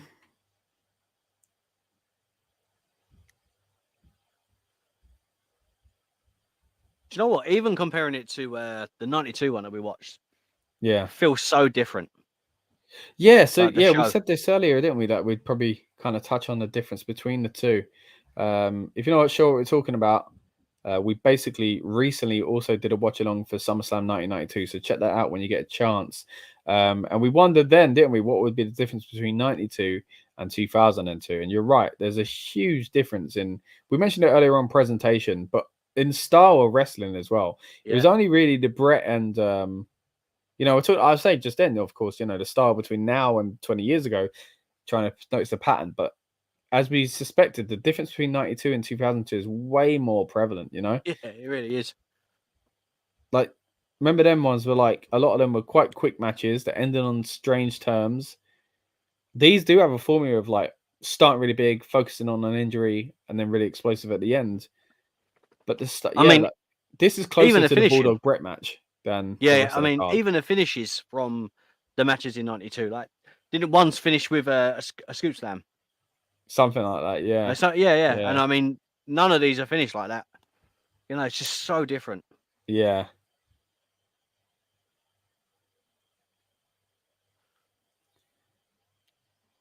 So RVD's really not having a good time at the moment. Knee in the back.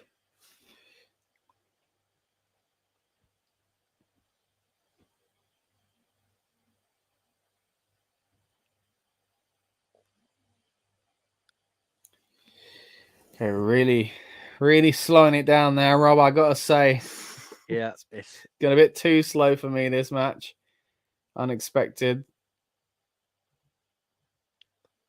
I'm sure when it kind of picks back up, it's going to be great. Don't get me wrong.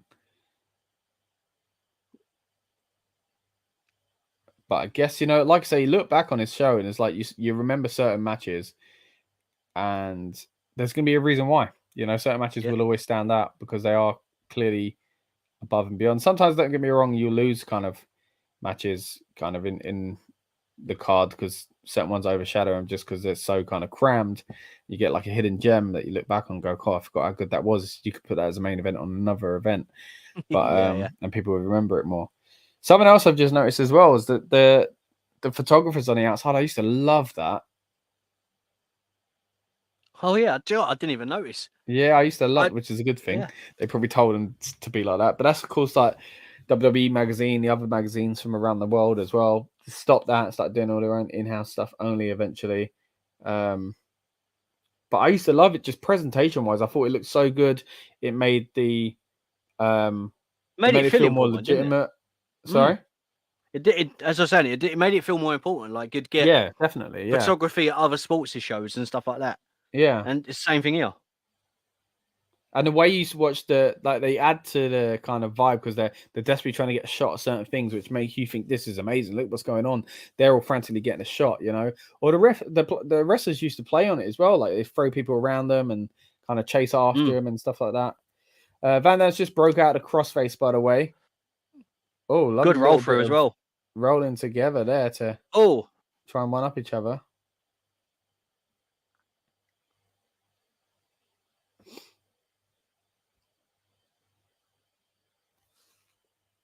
Oh,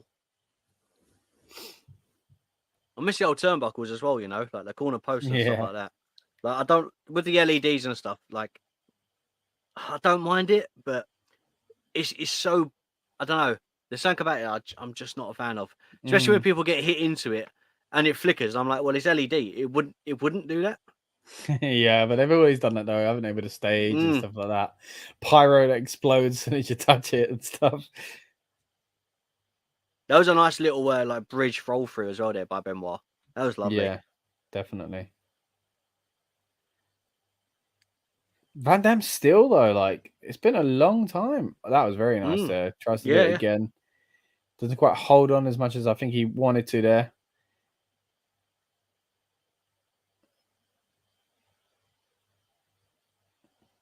Going for a third.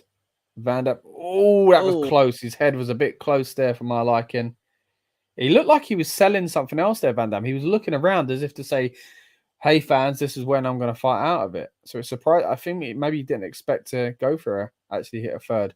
Took him straight into the crossface now as well. So Van Dam's I appreciate that, I do appreciate the fact that you can see him working on the shoulder. Yeah. And then his finishing move affects the shoulder. Yeah, he's got straight into it as well, yeah.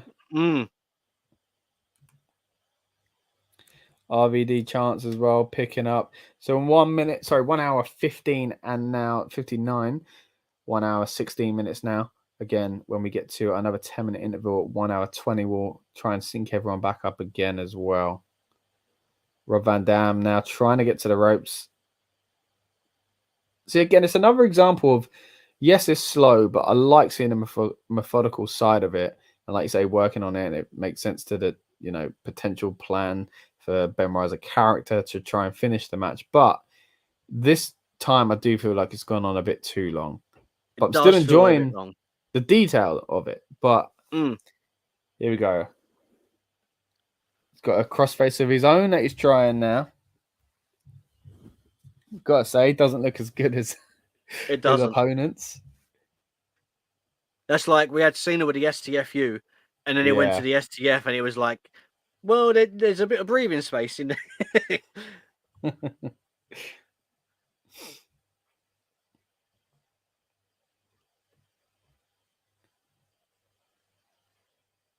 I must say though, the singlet that Rob Van Dam is wearing is lovely. Like he always come out with something different. Yeah, very cool. They're all like airbrushed as well, aren't they? Yeah, wasn't it the guy that done his? Didn't he do Ryback's? I think so. Yeah, he did have some cool ones as well. To be fair, No, I know it's cool to hate on Ryback these days, but you can't deny. I think that he was quite over for a period. I mean, I know it sounds weird saying this, but even Rob Van Dam's singlets look different in production to how they were in WCW. Do you know what I mean? ECW. ECW even, yeah. Yeah. I remember he wore one in ECW that had the WCW and WWF logos on it as well. Did it? Yeah. Rolling Thunder. Rolling Thunder. There we go. It's not one often, of my favourite moves to add. Good to do in the games. Not often. I remember seeing Van Damme with his hair completely out. Yeah, that's true, actually. Okay, now Van Damme's trying to get some momentum. Oh, there we go. Shoulder in. Damaged it. Another backwards kick. Go for the pin. Of course, it ain't going to be a free count, but we'll go for it anyway. Not this time, says JR. Gotta love JR for trying to put some energy into some of these moments. Went for a monkey flip. Going for a monkey flip again, yeah. Gets put on a rope instead, trying to use that to his advantage, but no, pushed off by Benoit. Cauliflower beanbags. With a rough landing there.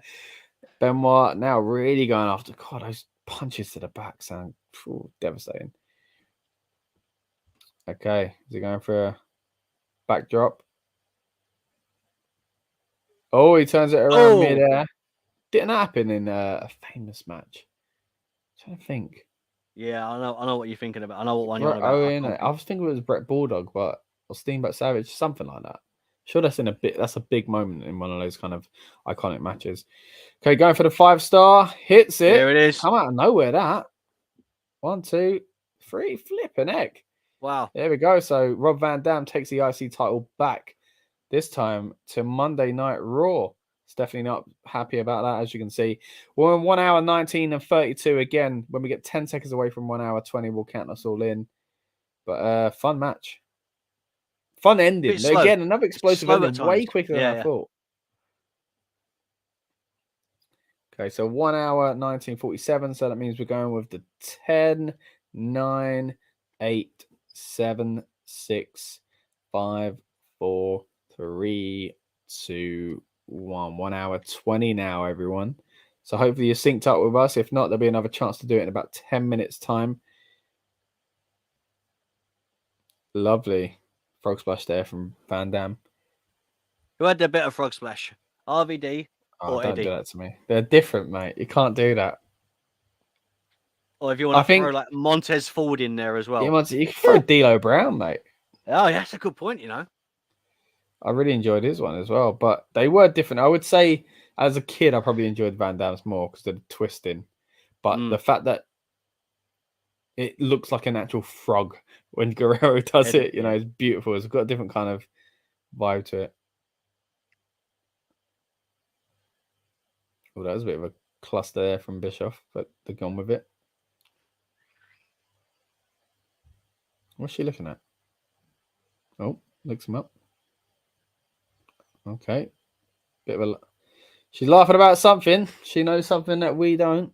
It seems. She turned into Rita Repulsa then from Power Rangers.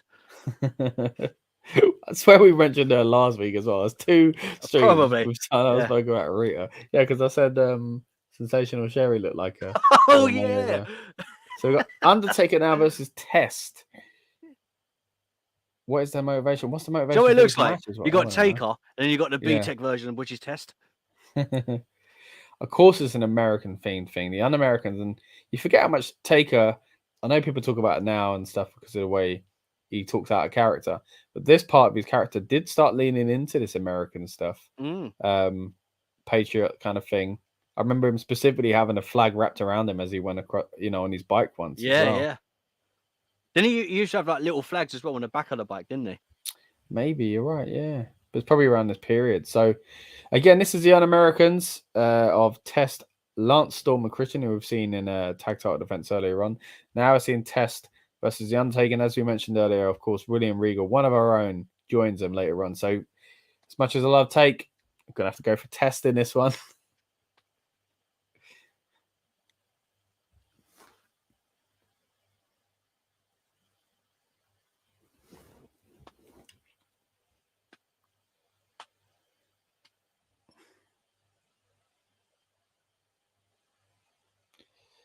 Cool little promo package there. I'll tell you what, if it was a different time for promos back in like these 2000s and that. Yeah. Promos were absolutely phenomenal. Like they delivered. Oh, I love this song as well. He's got his own theme song here. Nice. Bring it on. Oh, it's this version though. I forgot Ah. he went into this version. Which it's not that bad either, but it doesn't quite fit the intro. But the original version I was prefer better. the bring it on. That one. Yeah. Show a rock. That's what you sounded like you were just doing then. Oh, you're right. It wasn't a bad song though, this version. What themes Taker gonna have? Limp Bizkit? Oh, it will be edited Kid as well. Rock? It would have been rolling. So is it edited or? That's annoying if they do edit things like that. Or the might be Kid Rock. I don't know. Dead Man Walking. No, it's that one. Dead Man Walking. The one without the lyrics as well. So yeah, we'd already got rid of rolling by this point. Do you know, it's strange because I thought we had rolling for a lot longer. Yeah. Unless That you bike did looks awfully small as well. I do remember it's all the Dead Man Inc. That was all about. Would you say what's small? That bike looks really small. Because the later ones are bigger, aren't they? I'm sure they are. Are they? I don't know, you know. It might be the handlebars. Bro, it does look small.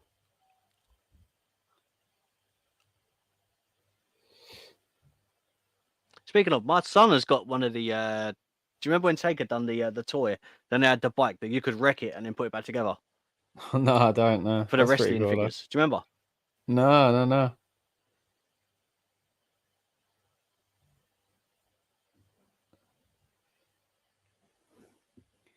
Dead Man Inc.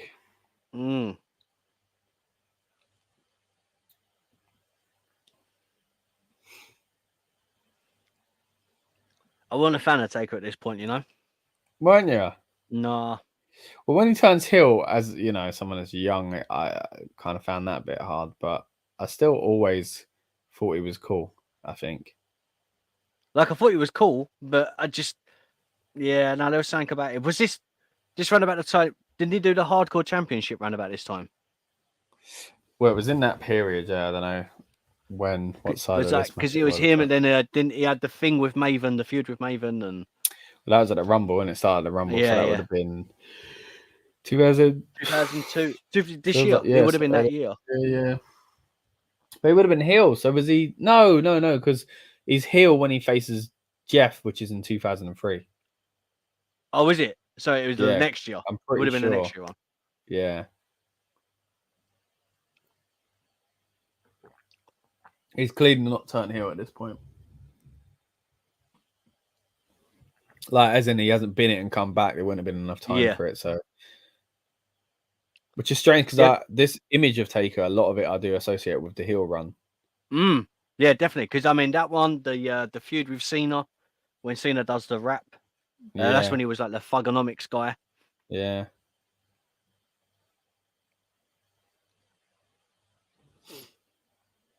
Yeah, I remember how strange it was when Taker cut his hair. Things that wrestling fans get hung up on. So I know, it's strange, isn't it?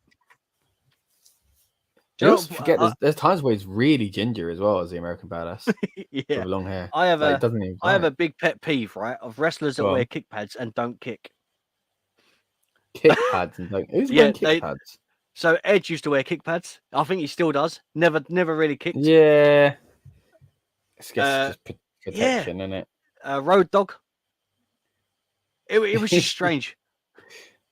They look cool though. Yeah, that's what it's visual, isn't it? Oh, okay. Cauliflower beanbags again. Throws the referee into the rope to stop the old school from the Undertaker, who falls right on his ding dong. And he's still selling it on the outside. Nice to see. He shoved that ref. Well, he's a big guy. You know, you can't just half-heartedly push him. Yeah, good point. So we're on 1 hour 27 and 31 seconds. Again, if you are out of the loop and not in sync with us, we'll sync back up at 1 hour 30. So at the moment, to give you a rough idea, if you want to roughly view with us, we are between the match between Edge and the Undertaker. Test. Ooh. That was a bit awkward there. Kind of threw me off. Undertaker get thrown into the kind of stairs by Test. It was sloppy, slow one there. Wasn't exactly a Mick Foley bouncing off of it, was it? No, do you know what? I even miss those steps. Like the black ones.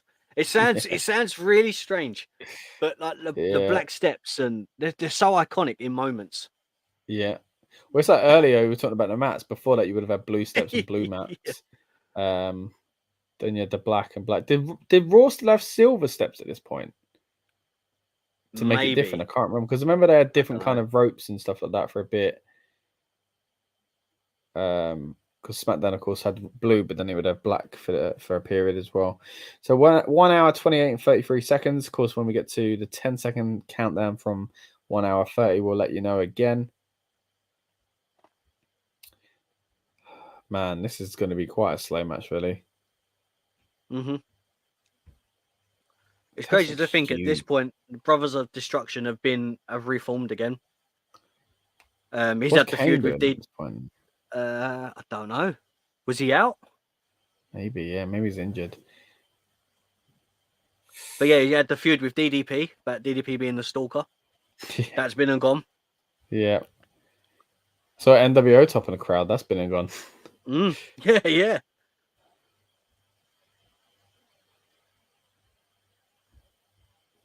Okay, so we're on 1 hour 29 and 24 seconds. So getting close to our 1 hour 30 catch up, where we're going to sync us back in, just in case anyone's lost.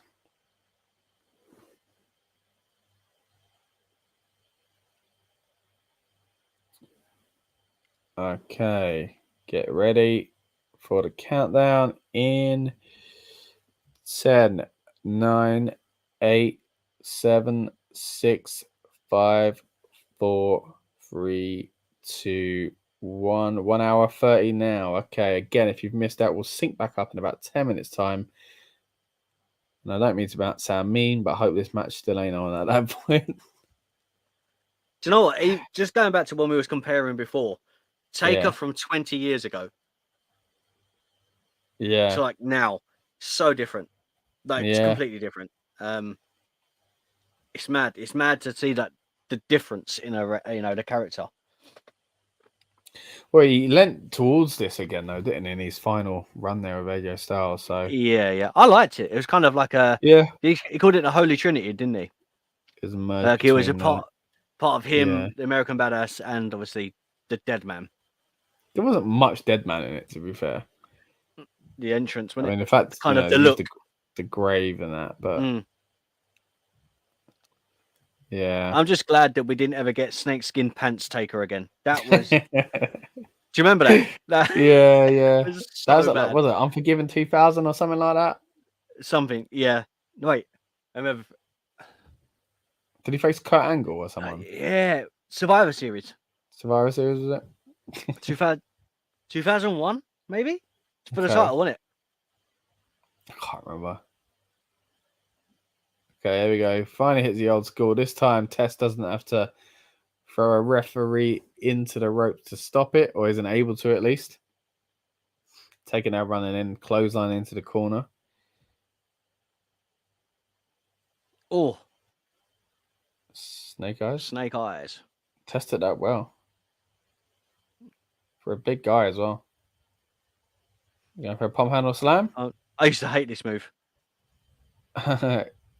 It's awkward to pull off. Another thing that's hard to do with your toys, but going for a choke slam here. Edge again. Test, sorry. Fighting out. Are you alright? Yeah, I don't know what it is. Canadian, blonde, 4-letter name. Choke slam there. That's fun. That ring. What about a choke slam? No, it was good. All American choke slam. Oh, what happened there? So was this at a point where we didn't have the tombstone and it was just the choke slam and last ride? Yeah. Last ride's going to be tough to pull off on Test, surely. Yeah. He's going to go for it anyway. Here we go. Oh, of course he's not, because Lance Storm's here to stop him. This isn't Oh. for anything, so I guess Tess could win. I don't remember who wins this, but Christian's thrown into the corner. Oh, look, a little Boom bit of into a Storm. badass vintage taker there. I love the setup to the chokeslam. You know, just a slap, dramatic slap to the chest. Wait, and then do it. Christian takes a fantastic one, you know. Yeah. I remember that one that X-Pac took when he came back at Judgment Day, kicking his legs in the air as he went up. Couldn't do that with your toys either. Two there from Test, who is irate at the referee. What was that? Is it Jack Doan? That referee, was that his name? I have no idea. I'm going to Google that. Jack Doan. Yep. Mate, you don't lose it. When you soak it all up like a sponge as a kid, you know, from when you get into wrestling, it's hard to shake some of those things that you. What, did you have a favorite ref? No, I'm just saying, like, you remember it. So they used to mention refs a lot. Okay, so the ref, speaking of which, knocked down, trying to prevent Tess from having the chair, and then Taker kicks it back into his face. He's going for the tombstone. They're going mad for the tombstone. Yeah. So I think it is because it was rare. All the flashes, and we mentioned that on last week's one as well, the camera flash. 1, 2, 3. Of course, he's got to put him down by that. Do you notice, though? Big Evil wins. No tongue coming out of his mouth at that point. No, he can't at that point. That was cool, though. Yeah. Is he wearing even though we've well? seen the tombstone load since then, I was really wrapped up in the moment of, oh my goodness, he hasn't done this for a while. Because of the kind of presentation, you know. It's a nice, decent match, to be fair. I said earlier, I hope it can go in 10 minutes longer, and it hasn't. But the 4 minutes that we got after that, I approve, man. That was a good match. Of course, he has to go get an American flag. Here we go. I was going to say, I'm sure he knows he's left his bike out there, right? He won't just leave him. He won't doing a Jeff Hardy. Oh, that's a touchy subject. Is it? He said it was for no reason. He was just tired of crap. So he just walked out, innit? I'm sticking with his story. There we go. So he's not wearing it upside down, but he is wearing it backwards. Again, nice end to the match. Chaotic, but fun. They worked around Taker not being able to do the last ride very well there. Do you know what? I completely forgot about that. Do you know what as well? I just noticed that he didn't do the last ride. Yeah. Also, I've noticed the hard cam is on the opposite side of the ring. I thought that earlier, and then I was going to say something, but because it changed camera, I forgot. Yeah. But, yeah, it's weird, isn't it? Because you're used to it being the other way, and they walk from the left inwards. Yeah. I think there are certain pay-per-views that big ones that are like that, you know. It's just weird little things that we pick up on as wrestling fans. You think, do you know what? Something's not right. They condition you to feel a certain way. Yeah. Okay, a lot of crowd shots now. Taker's very, very happy. The American fans, of course, very happy. This seems edited, don't it? It does feel a bit. It feels like we've missed something there. Commentary or... Oh, Undertaker's going to do the old arm in the air. There we go. Iconic. Oh, okay. Here we go. They're talking about the non-sanctioned match between Triple H. Shawn Michaels must be coming up soon. Great memories of this match. This is when Michaels wears jeans, isn't it? Jeans and a t-shirt, a vest. Jeans, yeah. First match back in it, yeah. But they're trying to sell unsanctioned and stuff like that. So did a good job. Was this the point where Shawn lost his smile? Was it this build? No, what? Shawn loses his smile. That's 96. Was it 96? Yeah. So I'm trying to think because I know he's miserable throughout this whole thing, but I can't remember at what point. No, but that's because Triple H turns on him. Yeah, he smashes his head into the thing. They're like, "Who is it?" And they get this grainy footage, and then they go, and suddenly it's perfectly clear it's Triple H doing his merch. So here's the promo package about them being best buds in 1997. Me. You should be doing this to me, Rob. Who What are you saying? is I'm the Triple H to your Shawn Michaels. Yeah, you can be saying, who is the first RM Pro Wrestling Predictions champion? Me. Oh, I do it for you second as well. Oh, thanks. I loved all this, man. This whole feud. Like, I was annoyed that he turned on him, but that's just again being young. But I That's love a vintage Triple H look, you know, double denim with a leather jacket. Well. This was a cool turn, but this is what made no sense about it as well, because he turns. Do they backtrack and go, "Yeah, it was me"? Bro, I was brokenhearted at this point, you know. Yeah, because I was so excited to see DX back. Strange pedigree, because he jumps so high. High, yeah. Speaking of which, DX. Yeah. I found a website. Obviously, I'm not going to name them. Yeah. But you can get replicas of old wrestling shirts and stuff. Oh, and do you remember the? Yeah, I'll send it over to you. But do you remember Are they legit, then? Well, they're not. Well, someone's bonfiring. I can smell it.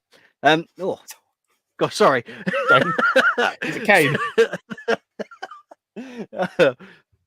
He was this the bit you were talking about? Yeah.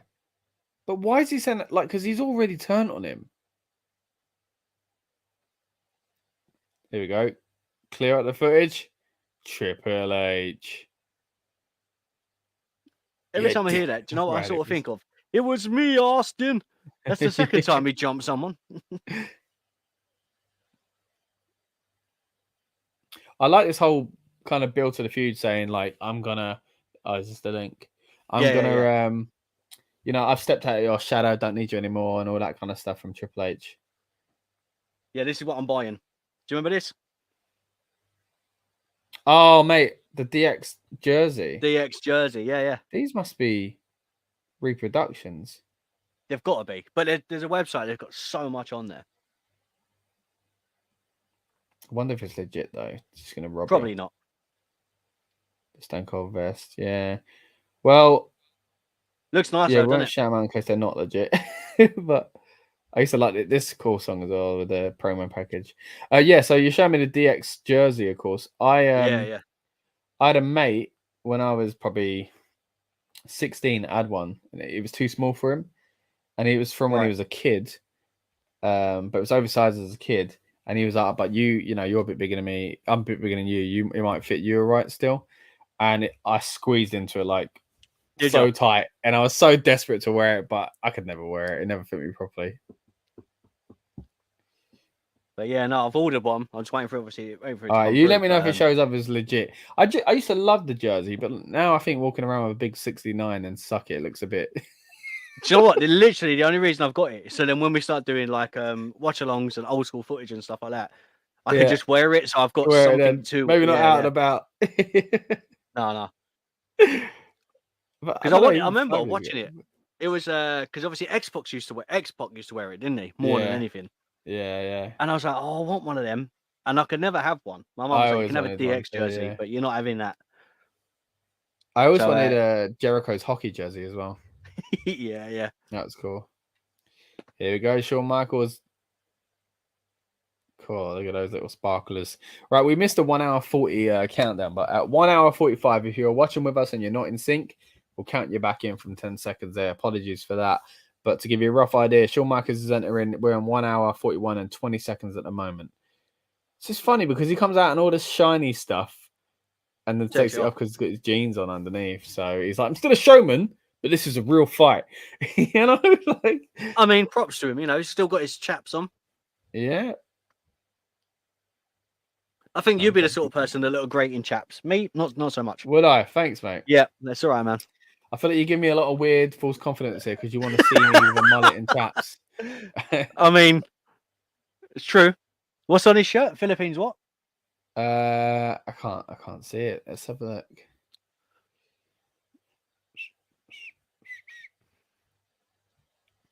Can you stop moving? Here we go. Pose in the ring. Look at that. It must have been amazing thinking about, like, because I'd only watched bits of Michaels and a lot of it in hindsight rather than having seen his actual run at this point. Because I massively got into wrestling late 99. So every time he come back, I was excited, but I can just looking at it now, like with this hindsight, just thinking how much it would have been really exciting for a lot of these people. You know, it'd be like when Daniel Bryan came back for us, you know? 413. Yeah, definitely.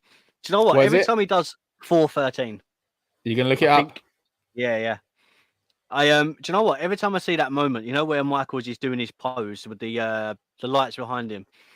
For some reason, what comes to mind is, you know, Jim Ross when he goes, and there he is with Pamela Anderson at that Royal Rumble. Yeah. I don't know why. It's always a moment like I always think of. Yeah, because she's meant to walk him out at WrestleMania, but she doesn't, does she? She gets replaced. Here we go. The game. Oh, it's sad now. This is the first time I'm going to be watching the Triple H match since his retirement. Really? Yeah, because I haven't watched, especially not in full. I might have seen some clips, but I haven't seen a full match of Triple H's since he retired.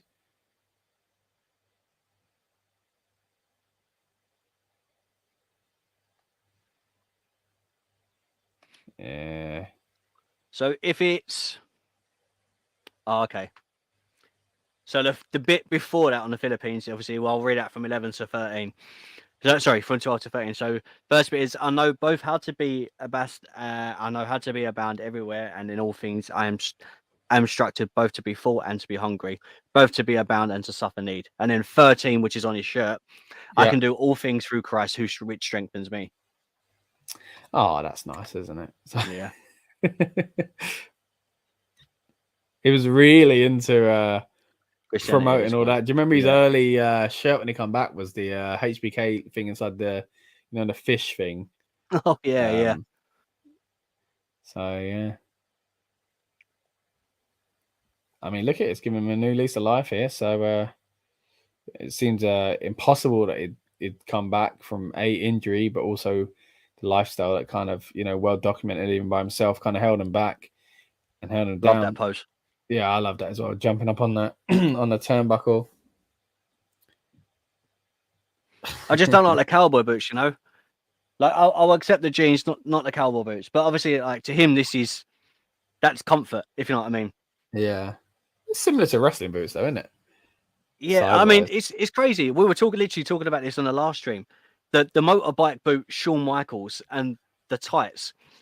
It's just such a great look. All right, sorry, we've missed this. Yeah, again. 1:45:17 on 1 hour 50. We'll do a 10-second countdown for everyone that's out of sync now. But we've just started the Triple H Shawn Michaels match. Well, it's not a match, is it? Anyway, on 1 hour 45:30 at the moment. But we'll be syncing up. I promise you this time at 1 hour 50 for anyone that's out of sync at the moment. So load up your Peacock, load up your network, load up your DVD, whatever it is. Your Shawn VHS. leapfrogging there, throwing Michaels. So throwing Triple H out of the ring. I remember this match being brutal and living up to this whole kind of unsanctioned thing. So it'd be interesting to see it in hindsight now, how quickly they get into that sort of stuff. I only remember, I'm sure I might be getting it mixed up with the Vince match. There's a table spot. Yeah, that's trash the Vince can or one. something like that. That's the Vince That's one. inside the ring, but he does one outside of the ring on this one from turnbuckle to the outside. I just remember a massive because the trash can one's off a ladder. That's right. That was cool as well. Right, Shawn chasing Hunter now back into the ring, who plays a great job of acting the scared heel at times when it is necessary.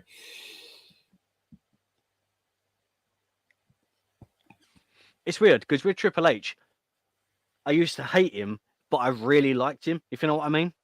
It's undeniably cool sort of thing. Yeah. There we go. Trash can, as you mentioned earlier on. He's got one here anyway. Got the lid now up to Hunter. Back on the head, surely? No. Triple H hits him. Throws him onto the barricade there. Okay, so we're on 1 hour 47 and 12 seconds. Again, when we get to 150, we'll do a 10-second countdown for those who want to sync up with our stream. Thank you everyone that's joining us live and on demand. Let us know in the comments what you think of SummerSlam 2002 as an event. What do you remember of it? Are you enjoying this watch along? And what other kind of classic shows you want us to review as well? Of course, we're doing these because we have quite a lot of people say they want us to do watch along. So here we are. SummerSlam season seemed a good time to start it. If you're new here on the channel, check us out and subscribe to more of our content. To get more of our content, Rebellious Noise Pro Wrestling channel. We're part of the Rebellious Noise Network, and we cover a lot of things throughout that. So we've got a football channel, we've got a food channel, we've got loads of things going on. So check those out as well. But of course, you're into wrestling, so we hope you at least subscribe to the wrestling channel here. So we're 2 minutes away from 150.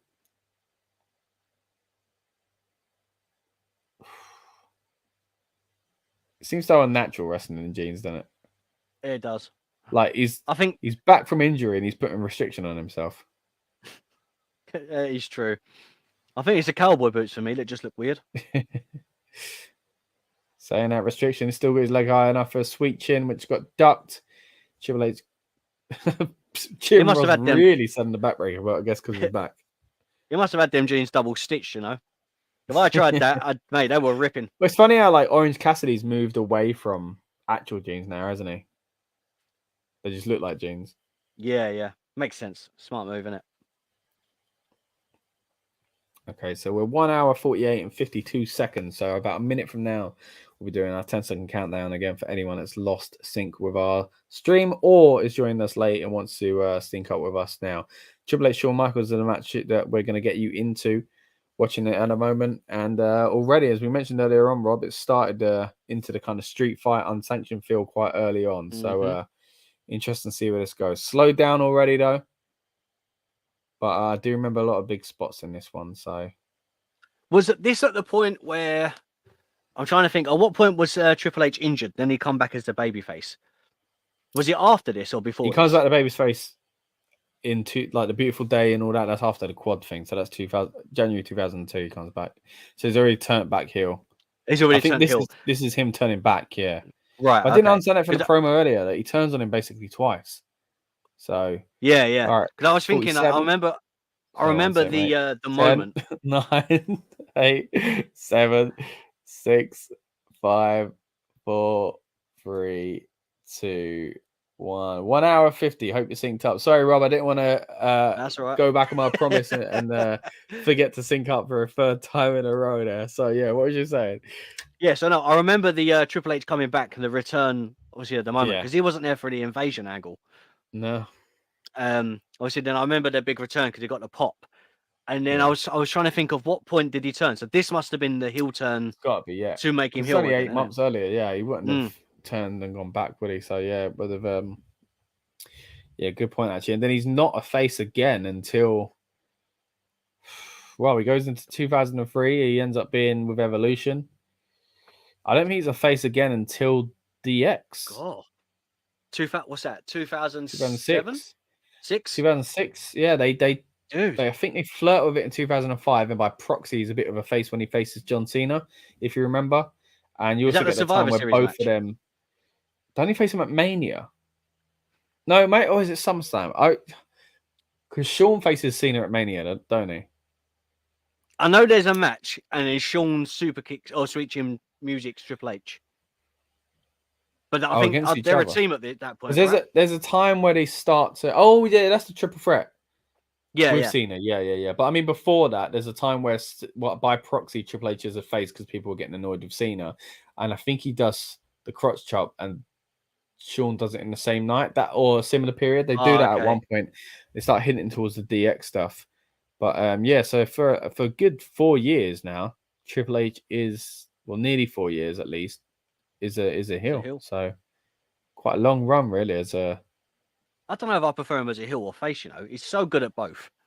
It's like most great heels. They're really fun faces when you turn them, or like naturally as a turn. But then they get kind of not as fun, and then it's all right to be a heel again, and then they become a really cool heel. It's just always that big. The end of being a heel and the start of being a face is the most exciting time for someone that can pull it off properly. You know. Yeah, people. Yeah, exactly. People like Triple H, Shawn Michaels. It's not Dolph Ziggler. He's definitely in that list. The Miz, 100% in around that. Although face mist is a little weird. It is very, it's a weird thing to do. See, Saying that though, you can't doubt that some wrestlers pull off the early part of their heel run the best because the turn's the most exciting thing. Where you're like, finally, you know, it looks like you were going to turn for a while when you finally did. So, like, do you know who's a prime moment for that? It would be, obviously it was part of the Shield, but Roman, when it, because the Shield come back and they just attacked everyone. Then they finally had that face turn. Shawn's busted. Yeah, they finally got that face turn on which was Kane, and then they were great. Yeah, definitely. Because that's it. People want to cheer him after a point, you know. Oh, right. So once again, if you just joined us, we are doing a watch along of SummerSlam 2002. For those watching along already, fantastic. New subscribers, we hope we're making a few of you. For those that have come back, you've already been here for a few of our videos before. We really do appreciate it as well. We are going to sync back up in a moment in about 7 minutes time. But we're on 1 hour, 53 and 22 seconds at the moment. So if you want to roughly join us till we properly sync up at 1 hour 40, feel free to do so. We're in the middle of the Shawn Michaels Triple H. No holds barred, unsanctioned. Are you all right? You're struggling with test and edge. You can't say triple. I had something in my mouth, a bit of food for lunch. I thought. I was like, where'd that come from? Did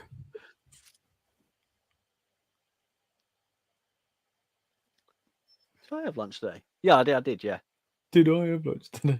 I can't even remember, dude. I was going to say, is that really the level of things we're talking about on this channel? But then again, when you're doing a watch along, you do go quite deep into things. So no problem. I mean, we're literally earlier we were discussing Shawn Michaels' boots. Yeah, you know. Yeah. So I guess you know Bible, why not? Bible verse, and also exactly when we did the '92 watch along, we spent most of it talking about mullets. So yeah, that's the levels of conversation that we have on Rebellious Noise. So if you haven't already, go back and check that watch along out as well. We did a great watch along last week. It was a lot of fun. As is this one. Everyone joined us. Really do appreciate it. It's fun to watch wrestling with you, Rob. But yeah, great. 92 SummerSlam. Now we're doing, of course, 2002. If you're watching this very week that this is being recorded or live, then of course this week we've got a lot of content coming up with the current SummerSlam we're promoting as well. We've got a live build-up show on the day of the event. Get yourselves and ourselves excited for it. And then the next day, of course, we'll have our recap and review. But going back to 2002, Michaels is fighting back to Triple H now. He's got a sledgehammer. We're on 1 hour, 55 and 8 seconds. Go on. It's me and you, you know. It's the minute we have like weird conversations, me and you are always talking. Because going back to the Talk and Beans podcast, yeah, when we done Batman, Tom was talking about the lingering bum shots of Batman, and then we started discussing it, and we went into great detail about it. So it's just me and you. We're here to answer the questions and to really dig deep on the things that people want to know about. You know, other podcasts can give you other things, but we're giving you the things that you don't know you want. No, exactly, like the Bat package and many other things. Oh dear, that's the one where you never touch another man's rhubarb was the line, wasn't it? And, yeah, good time, man. Yeah. So if you fancy film stuff, of course we've got a film channel, but also the Talk of Beans podcast on Spotify, SoundCloud, and Apple Podcasts as well. If you want to, it's always great fun movie reviews. Always good seeing El Hebner fight back against Triple H. They had a great little rivalry themselves. Do you know what? I'm not a fan of it. I hate it. It got too much. It did get too much. It become a thing. I think El just enjoyed it, didn't he? Yeah. There was that time, of course, he did the fast count for Jericho, and they had to reverse the decision, which I was gutted by. But that was on the Raw, wasn't it? People like Jericho, yeah. I think half hour later they took it off him, reversed it, but yeah. Yeah, no, it used to wind me up, especially when they take a bump from Hebner pushing them. You know, they take a bump.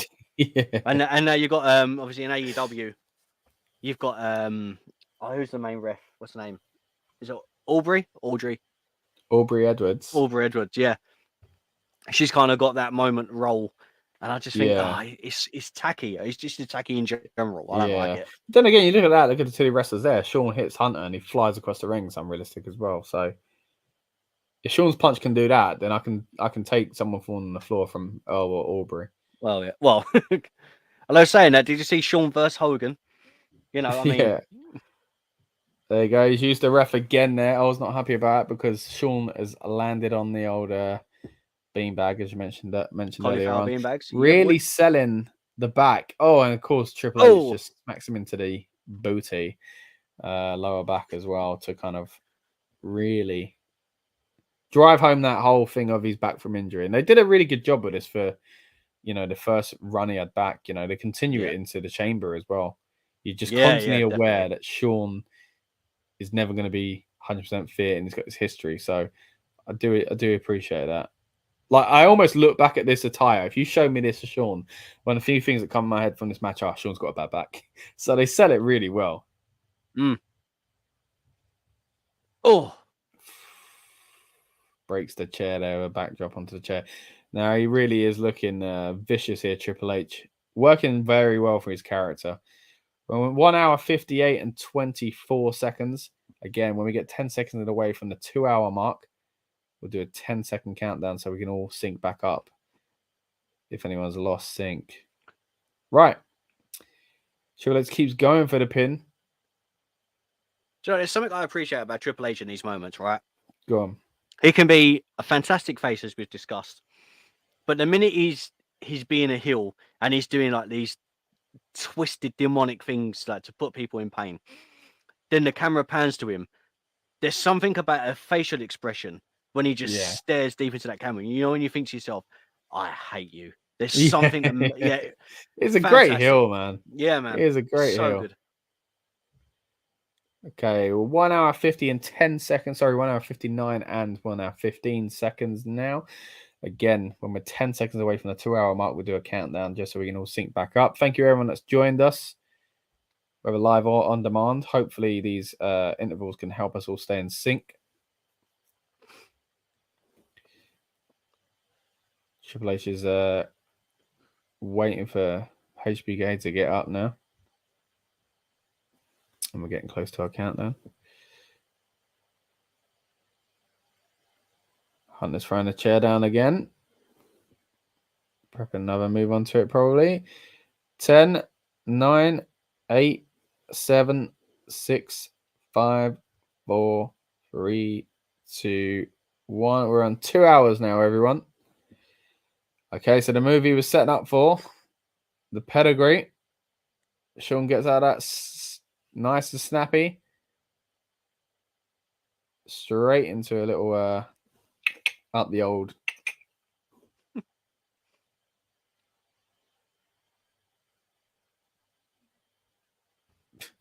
Another part of Triple H's anatomy is obviously remembered the chair says. Fans are chanting for him. Again, another slow bit, which I don't really remember, but I thought Shawn had more blood on him. Like, there's not much on him. 25 minutes to go, mate. You'll be fine. Do you know what I mean, though? Like, for some reason, I really remember Shawn Michaels having like a. I think you might be thinking of the title match. He has a lot of blood on him then. Sweet chin music into the chair. Of course, back into Hunter's face. Allegedly.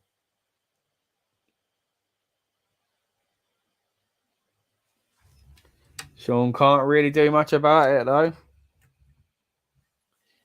At that point in time, when he's got his head on a mat, what do you think he's thinking? Do you think he's thinking about the next thing, or do you think he's like, when I get home, I'm going to have for dinner? I've always wondered. Oh, Triple H took the blood, flipping it. That's a bit of a blade job, surely. What do they call it when the...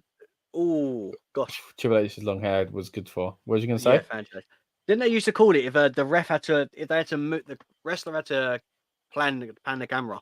Was it powdering? They used to powder with the camera in it or something like that. When they did what? Sorry, when the ref. So when the one wrestler was blading to make the blood supply, like the blood spot. Yeah. Was it powder? That's what they used to call it. I'm sure that's what Austin called it. What the ref is doing? I don't remember. No, so the I think so. Like obviously the ref and the cameraman. Oh, and the all ref that would help. Yeah. Yeah, I don't remember. So the fans are going mad now because Shawn Michaels just did his little kip up, which people are thinking, but you got that back, Shawn. Not anymore. Second wind is coming. Yeah. He's going to throw the chair. It feels like, smack over. Again. Do you know what? Looked like do you know what? but... Sabu had a fantastic moment of just, why would you swing a chair when you could just throw it? It makes more sense. Logical, isn't it? Because you can stay away from the person then. But if you swing it, there's more force behind it. If you're swinging it, it's got your whole body weight as well. So I don't know, man. I mean, if I said to you, let me swing a chair at you or let me throw one at you, which one would you rather me do? But then again, the power of throwing a chair is it's got more force, surely. We'll do a test. We'll get Dan to take it. Or Lucas, he's the wrestler.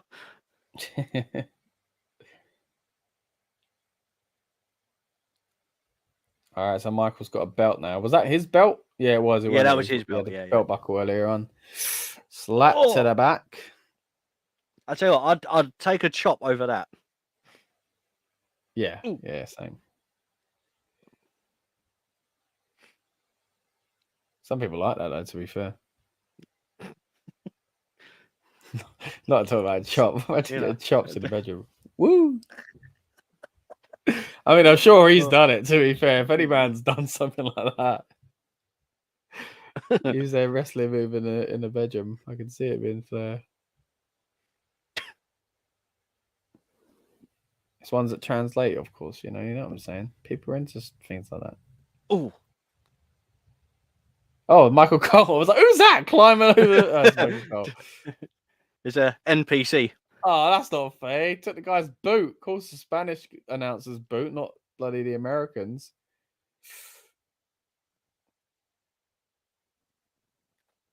A heel for a heel. Nice little play there.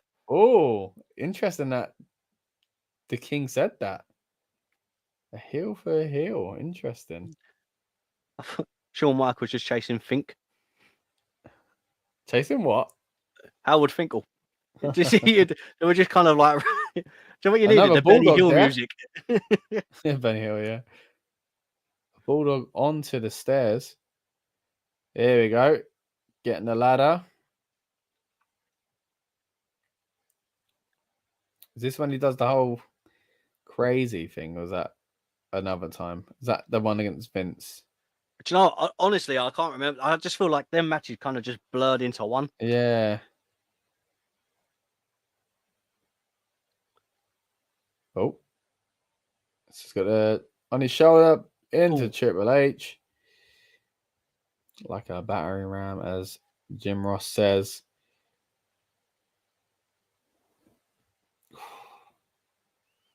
It's a lot of blood on Triple H now. That is, isn't it? I think one of the worst blade jobs we've seen, though, we had Eddie versus JBL. Oh, yeah. And then Eddie bladed. And then we had the reverse when JBL's the one that got busted. They were vicious, man. Was JBL's the one with a barbed wire cage? Did that match for the barbed wire on top of the cage? I don't know. Maybe. They did that in WCW as well. See, that move makes no sense, but the slingshot. Do you know what? Wobbly leg Triple H is one of my favourite things to see, you know. Wobbly leg Triple H. It's a thing. It's definitely a thing. He kind of just staggers around like he's had like 12 pints. Kick out there by Triple H. He's not looking great, but he's still got in him to kick out. We're in 2 hours, 6 minutes, and 12 seconds at the moment. Again, at 2:10, we'll do another 10-second countdown for anyone that may have lost sync with us. Triple H, bit of a baseball slide into the ladder into Shawn there on the outside. Not something you see from someone of Triple H's kind of That's not build the or all the time, style. Is it? It's not what? It's not any Arsenal of always, is it? No. Yeah. It's not the Ultimate Warrior. I was like, well, no, he wouldn't do it either. Thought we were talking 1992 again there. Gotta love a Crimson Mask, though. Triple H pulls it off great. Yeah. Yeah, he does. Still does, and we've mentioned this before, but it does. I feel a lot more uncomfortable seeing this than I used to. I was so numb to it as a child and teenager. Is that because you see it all the time? Yeah. Nowadays, like it is way more effective and it's safer, of course. So I completely understand now. But I remember being like, "Oh, why don't they bleed anymore?" And I always think if a wrestler's gonna bleed, and obviously it's done a hard way, like as we see with Montez Ford recently. Yeah. I think I've just gone actually. You know, or Matt Hardy when he got hit by a knee pad of Ray's. It was a legit accident, like, so it's not, it wasn't there for a spot. But when it's used in a spot or a moment, and you know, when you think to yourself, oh, okay, that's effective. When you see it too much, it kind of just loses its touch. It's just the amount as well. The ones like you mentioned earlier, just so much of them. Yeah, it's unreal. So see, even Cena had a really bad one, wasn't it? He did. I think that was against JBL as well. Yeah, JBL was clearly something going on with him and his blades.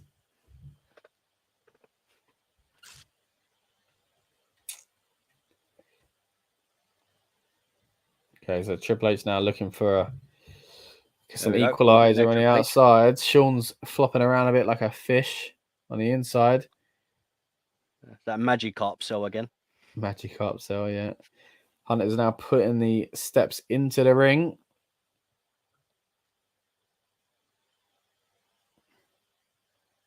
Good point there from the King, selling the blood, saying he's got to be weaker as well.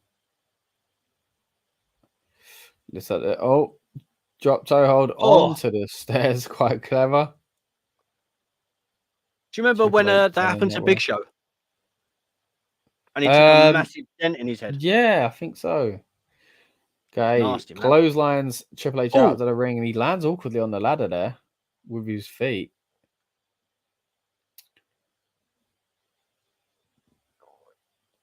Michaels gets a ladder. Of course, this again, as we mentioned earlier on, is part of the big spot. Maybe he does do it from the ladder then. I can't remember. We're on 2 hours, 9 and 10 seconds. Again, we're soon away from our 10-second countdown. If you want to try and sync up now with the network or Peacock or wherever it is you're watching, if you've got your DVD ready, we're in the middle of the Shawn Michaels Triple H match, SummerSlam 2002. 2 hours, 9 minutes and 28 seconds. We'll give a 10-second countdown to meet up for 2 hours, 10. Shawn Michaels at the moment getting the table ready on the outside. A lot of stuff under the ring these days, weren't there? Do you know what? I was just thinking to myself, what goes through their mind of, I'm just going to put a crate there with stuff in it. We're never going to use it, but we'll put it under there. 10, 9, 8, 7, 6, 5, 4, 3, 2, 1. 2 hours, 10. There it is. That's the little signal from Shawn Michaels. He's going to jump off of the turnbuckle onto Triple H. Just a splash, just a turnbuckle, but the impact is still high. You know, someone that's come back from injury, again, you see all those flashes from the cameras there, going for a table. I'm not saying it doesn't hurt, but what I'm saying is eventually Shawn would do other things like that, elbow drops, trash cans higher with ladders and moonsaults again. So we get back to that with Shawn, but still a massive moment there. When you look at it in the context of the other things that he's done, it doesn't seem like the biggest spot. But at the time, this felt huge because of the return. I want to see it from the other angle so you can actually see him flying. So they got Triple H on the table above him for that photo.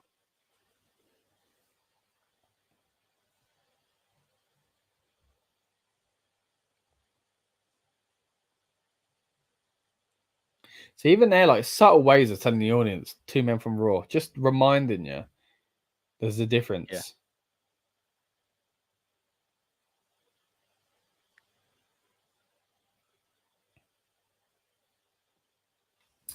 Okay, so Shawn now setting up the ladder in the ring in the corner of it.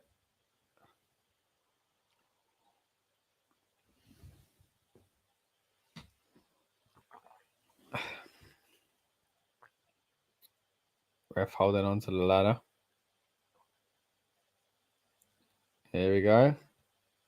I love each and every one of you, I think he says. Lovely looking elbow drop, that. Lovely elbow drop. Again, not quite on the top, but it still looked good. He glides through the air there. Shawn's got a little burst of energy there.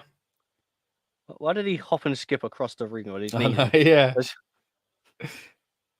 Here we go. Tune up the band time. This is a great way to, like, they know how to lift a crowd, don't they? You know?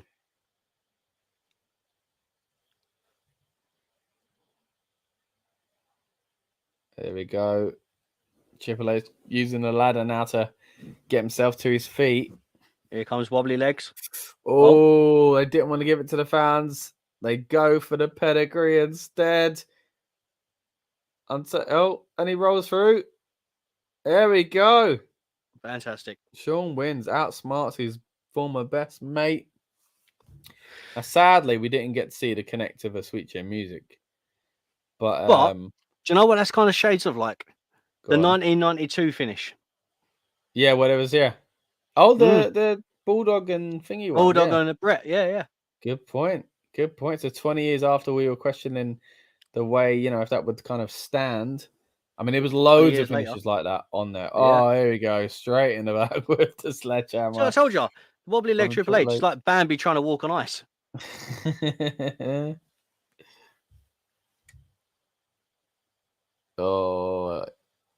I hated that. Again. How'd you fake that?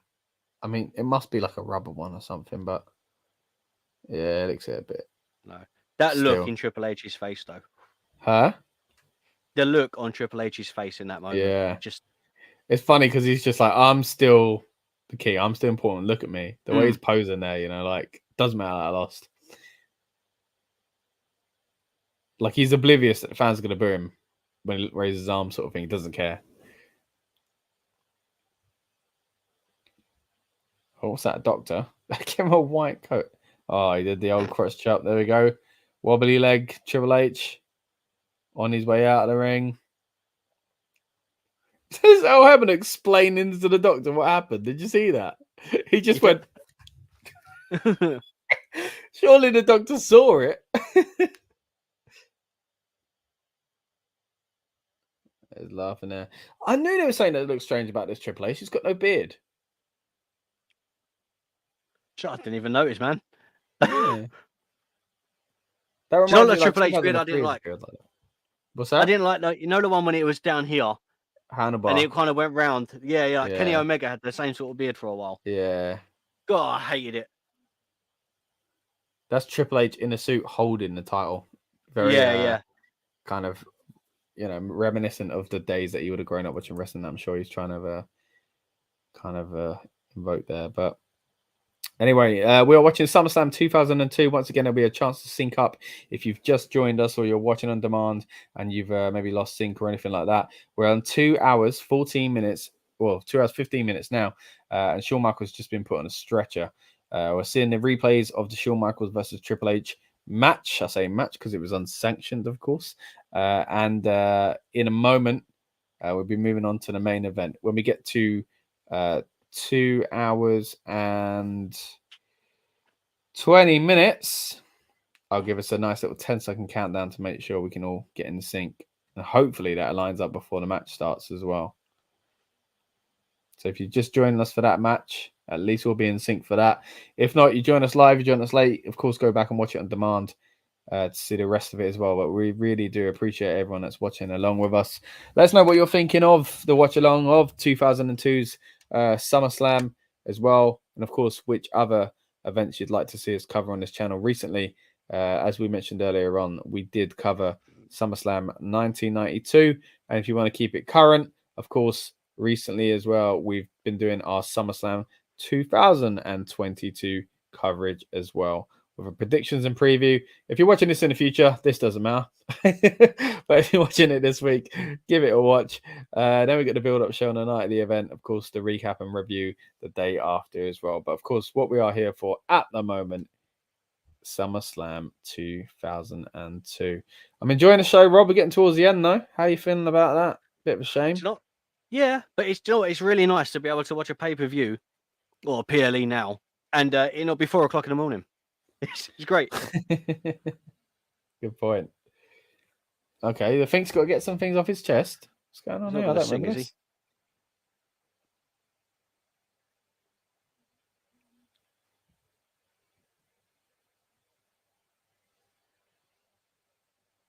Okay, strange fact there from the Fink.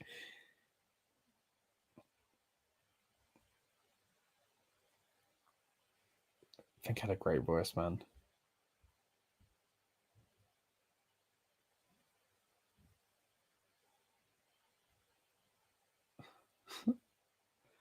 Why is Fink bigging himself up? Is this Trish Stratus coming out as well? There we go. Was this when they built the feud for Finkel and was it Lillian Garcia? Or was it later? Maybe.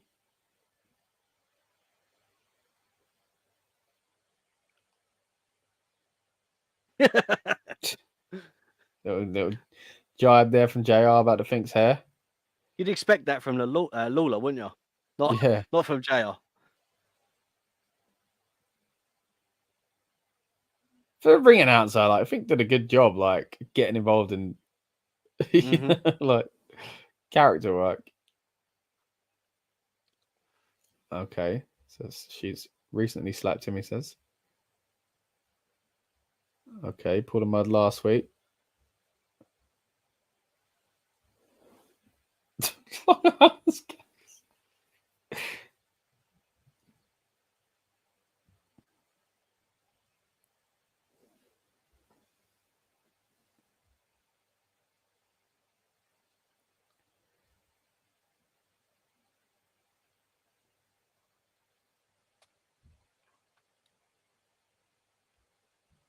Oh, so she's pretending to have fallen for the Fink.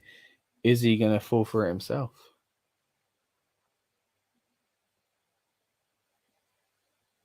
Okay.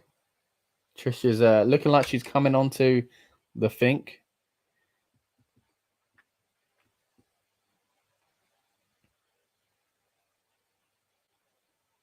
Oh gosh, a puppy's reference. Gosh. Of course, we're not long out of the attitude era here.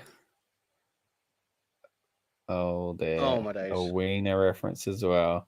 Classy. Howie.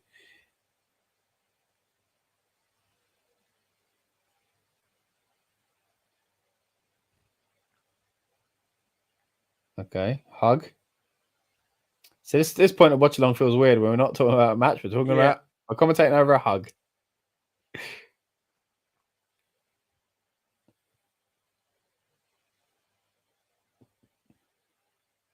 Fans have noticed something.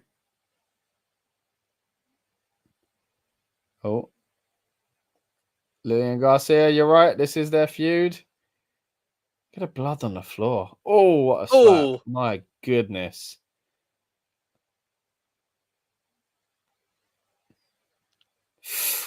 Oh my goodness, that kick to the shin. I think it was meant to look like it was going to his, his wiener, as he put it.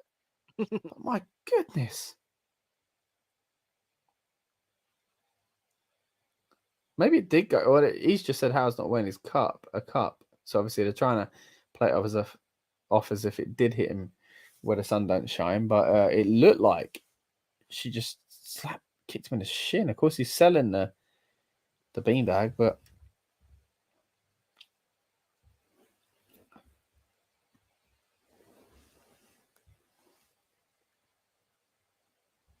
SmackDown announcers back. When was the last time we saw these guys on the show? Was it the first match? Probably.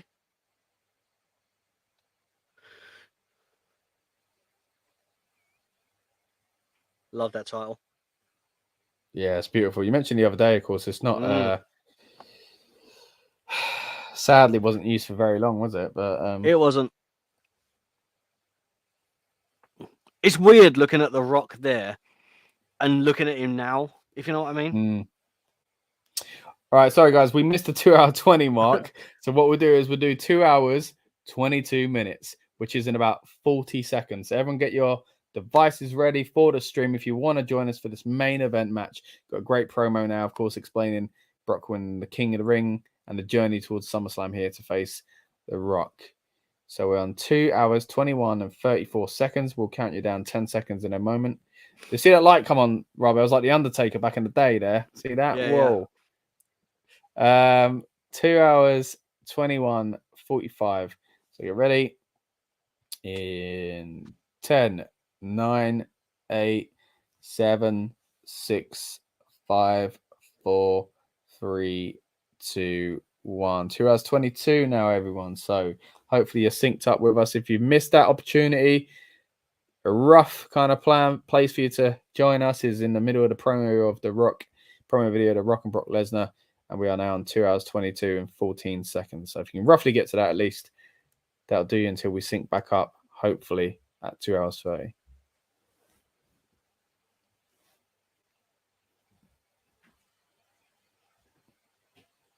That scene, that clip where he picks up there, Mark Henry, but originally Rikishi was mad. Rikishi.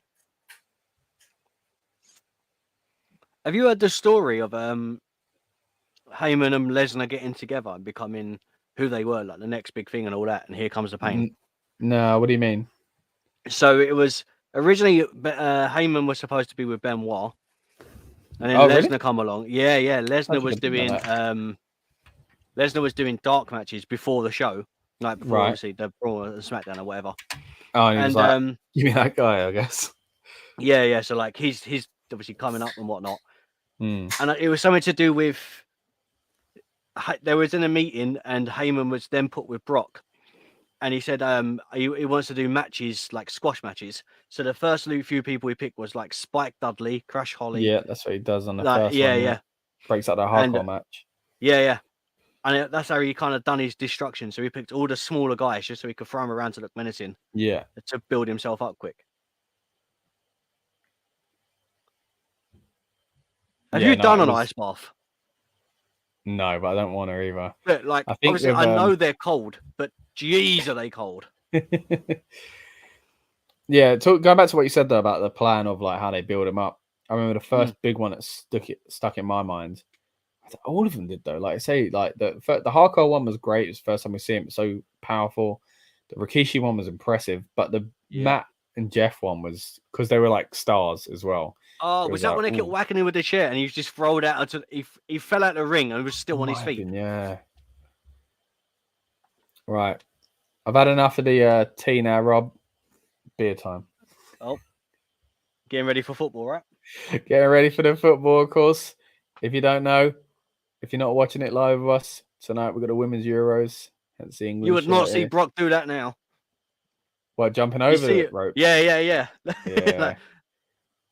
I just said, beautiful title, that. So this is it. This is the first big moment for Brock Lesnar. I don't want to crap on Lesnar. Yeah. However, if it was really weird knowing that we're 2 hours and 24 minutes in and the show's got like another at least 20 minutes. When was the last time Lesnar had? When was the last time you had Lesnar had like an 18-minute match? This is iconic. Oh, yeah, it's not going to be a long one, then, is it? Yeah, I just loved everything about this. Of course, you saw the artwork we had for the promo, obviously, for this stream. There we got that beautiful belly to belly. Oh my goodness, go straight for the pin. But this was the big deal, you know. It was a great thing to market anyway. Rock Brock, of course, that sounds similar. The Rocky sucks chant there, it was a real changing kind of tide in WWE at the time. Of course, the name has changed and stuff like that. Brock is marketed as the next big thing. The Rock's got his movie career picking up, and it's a really interesting time of transition. But as I mentioned earlier on, the graphic, I'm just going to quickly throw up on the screen because I got to say, man, I'm kind of proud of this. We've, made the of course the main DVD one there, and the kind of Rock and Brock on the outside with that SummerSlam cloud theme. I loved all the kind of imagery and stuff like that of this pay-per-view. It was really cool. So it was really fun to try and make a homage to that with that graphic. So hopefully you liked it, people. But yeah, everything about this, I think it's just so iconic. It's such a, again, of course, it's a big moment for Lesnar, but it's a quite an interesting moment in time for The Rock as well. Heyman there, being a little dirtbag, attacking The Rock.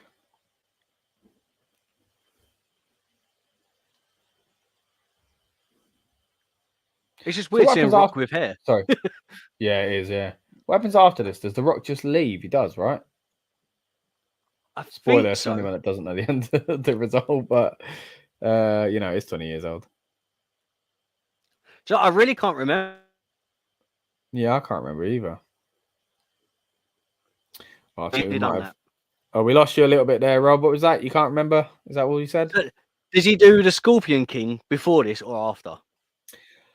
Oh, that's a good. Let me check. Good point, actually. It's Mummy 2, isn't it? Yeah. Mummy Returns. Then the Scorpion King film itself, though. Okay, so he's done. So he's already done the Mummy Returns. That was 2001. So that was the year prior. I thought it might be, yeah. When's Scorpion King? 2 or 2003? 2002. So he's already done Scorpion King by the look of it. Mm. Yeah, because that would have been filmed the year before. Yeah, at a budget of 60 million, you know. God, Heyman's really going after the Rock in this. He don't do it this much anymore, does he?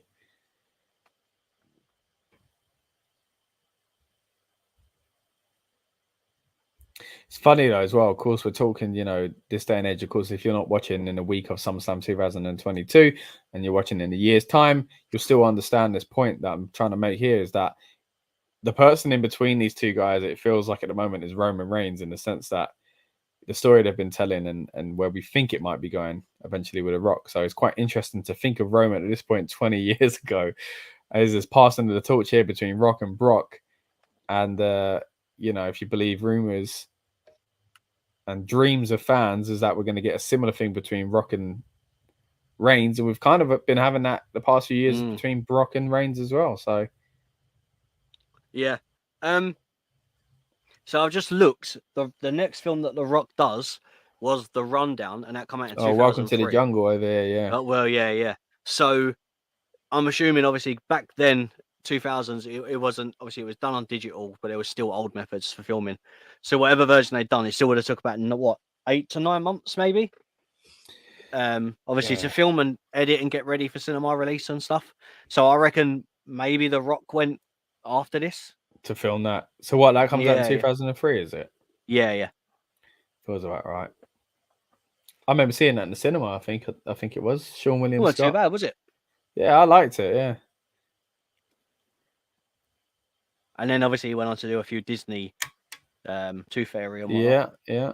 No, he's just a mega star. Okay, we're getting to 2 hours 30 in a few seconds now. So if you want to sync up or love that moment. Beautiful. We're getting there in just a few seconds. 10, 9, 8, 7, 6, 5, 4, 3, 2, 1. We're on 2.5 hours now. Right, okay. But yeah, what a moment there, a double kipper. I completely forgot about that. That is not a scene that I've seen them kind of hype up or anything like that in. But then again, they don't usually hype up this match as like in promo packages or anything like that. They show Lesnar with the title, but like an icon for me, iconic moment even is that belly to belly at the beginning of the match. That Rock laying the title down and stepping over it to go to his own challenge. Yeah. All that stuff, man. That's a bit of an awkward. That's right. Leg drag, yeah. Lesnar's a big guy. I think we can look past that. It's very heelish there from The Rock, looking in the sharpshooter and chatting a bit of a doo-doo.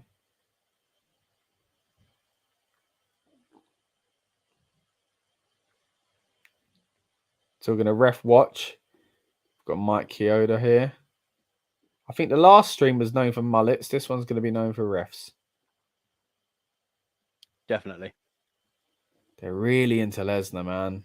Let's go, Lesnar. I mean, Les, you got to think, though, let's talk about Lesnar for a bit, just how exciting he was at the time. The way his look, his size, like the way he moved, the rumors that he could do a shooting star, of course, which would sort of happen eventually in WWE. So it's just, he was so exciting. I think I've mentioned it before, but like when he was on Here Comes the Pain, just how exciting it was to finally get to play as Brock, and just great games anyway, don't get me wrong. Shut Your Mouth, Here Comes the Pain, and SmackDown vs. Raw, great little trilogy of games. But of course, even before that, SmackDown games, but those ones in particular, I think that was a fantastic moment. I don't know if you see it. So Rock had Brock in the sharpshooter. Yeah. Heyman was on a turnbuckle, and Rock was facing the Titantron. So he see him. So he saw Heyman. Yeah, and then dropped it, and great. You don't get that even anymore either. Yeah. Like silly, like little things like Using that. little things around you, yeah. Kyoto's distracted here with Heyman. Brock slams. See, Rock kind of played up to the heel kind of persona earlier, and of course he does that with sort of with Hogan as well earlier in the year. But yeah, so did we get Hollywood Rock then? That's the next thing, right? It must be. Yeah, it must be. Yeah, what yeah. was you gonna say? No, I was just saying. So you were saying about obviously the Rock kind of tweening himself in the match between heel and face. In the match between Rock and Hogan, obviously at Mania. Yeah. I watched the Rock's live stream. I think it was on Instagram. Right. And people were asking like how they picked who was the face and the heel in a match. And apparently they had a plan of set out for what was happening, but they let the crowd determine who was the face and the heel. Yeah. Yeah, I think it's a wise thing to do. But talking to the crowd, they're really behind Lesnar here. Imagine being The Rock and having this like past few months and hearing the fans turn on you like that.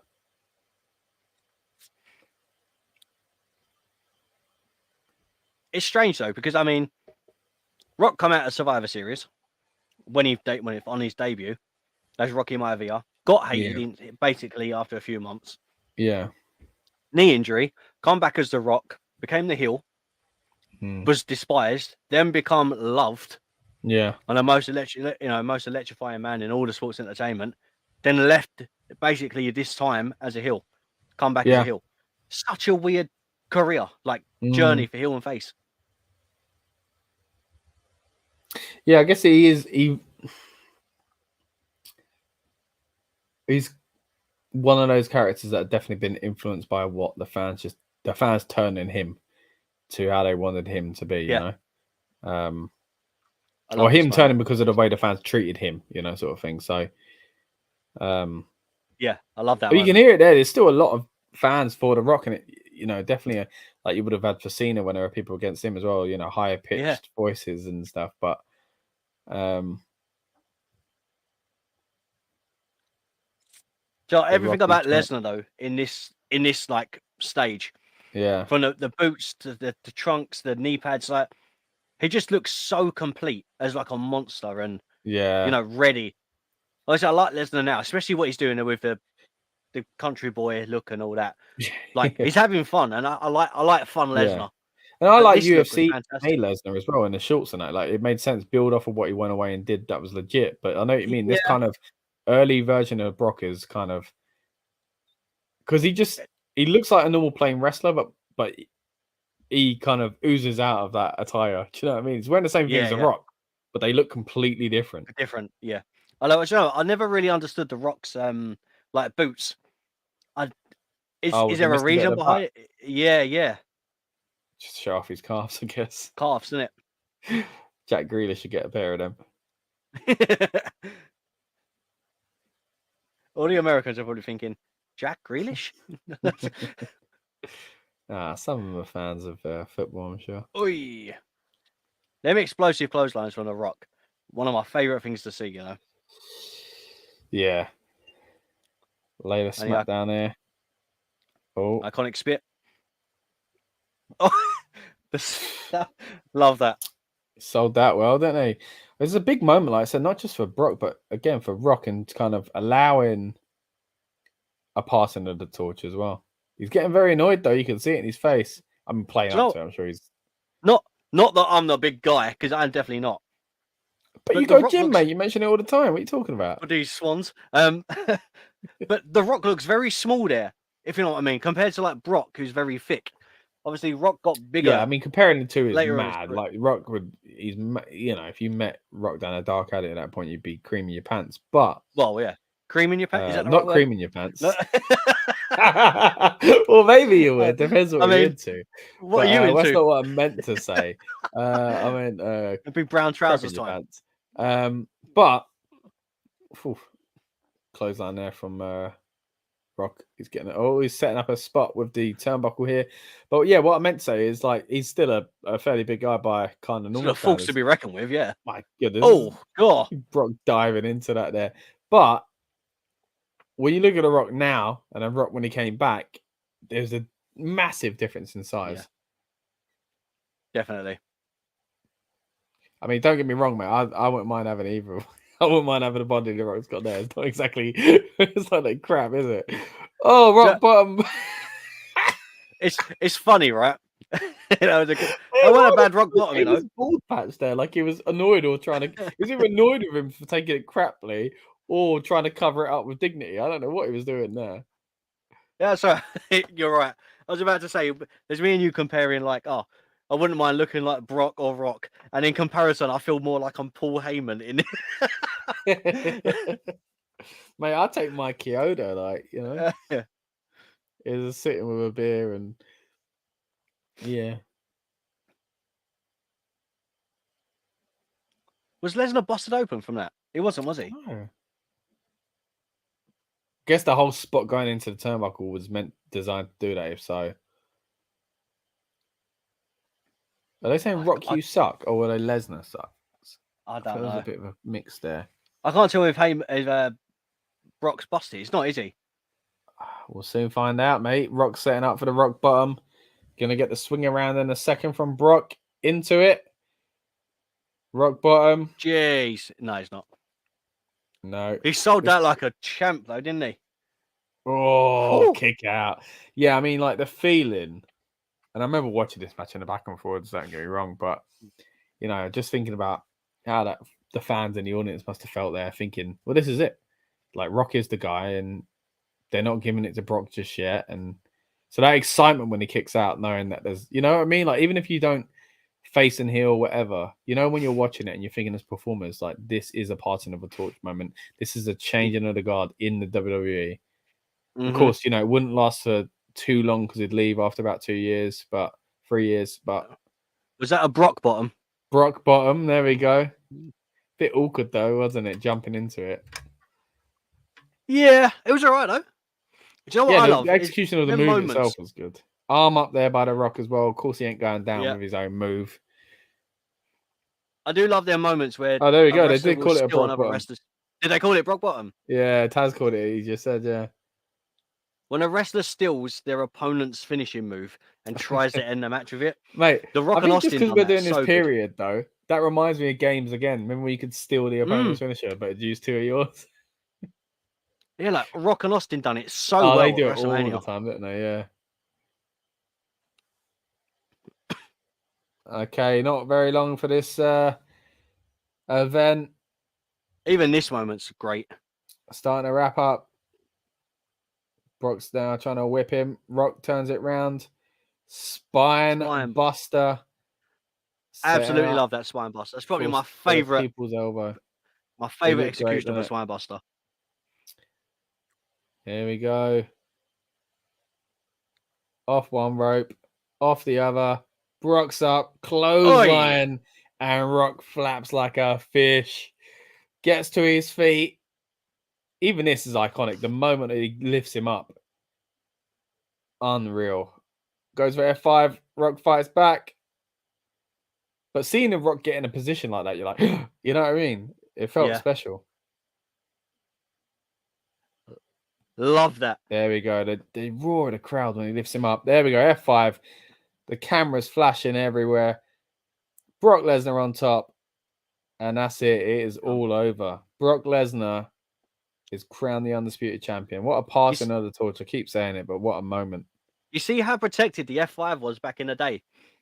Like, he wouldn't do it until the very end of the match. Yeah. So then they didn't have a time. Like, it was such a... But that was it. That's what I mean. The moment Rock gets up on the shoulders is like something to make your stomach go, you know what I mean? Because it was like, it meant so much. That's a cool moment as well. Seeing that beautiful. Crazy. I can't even describe those muscles that you see there, but that's muscles kind of on muscles shot as well.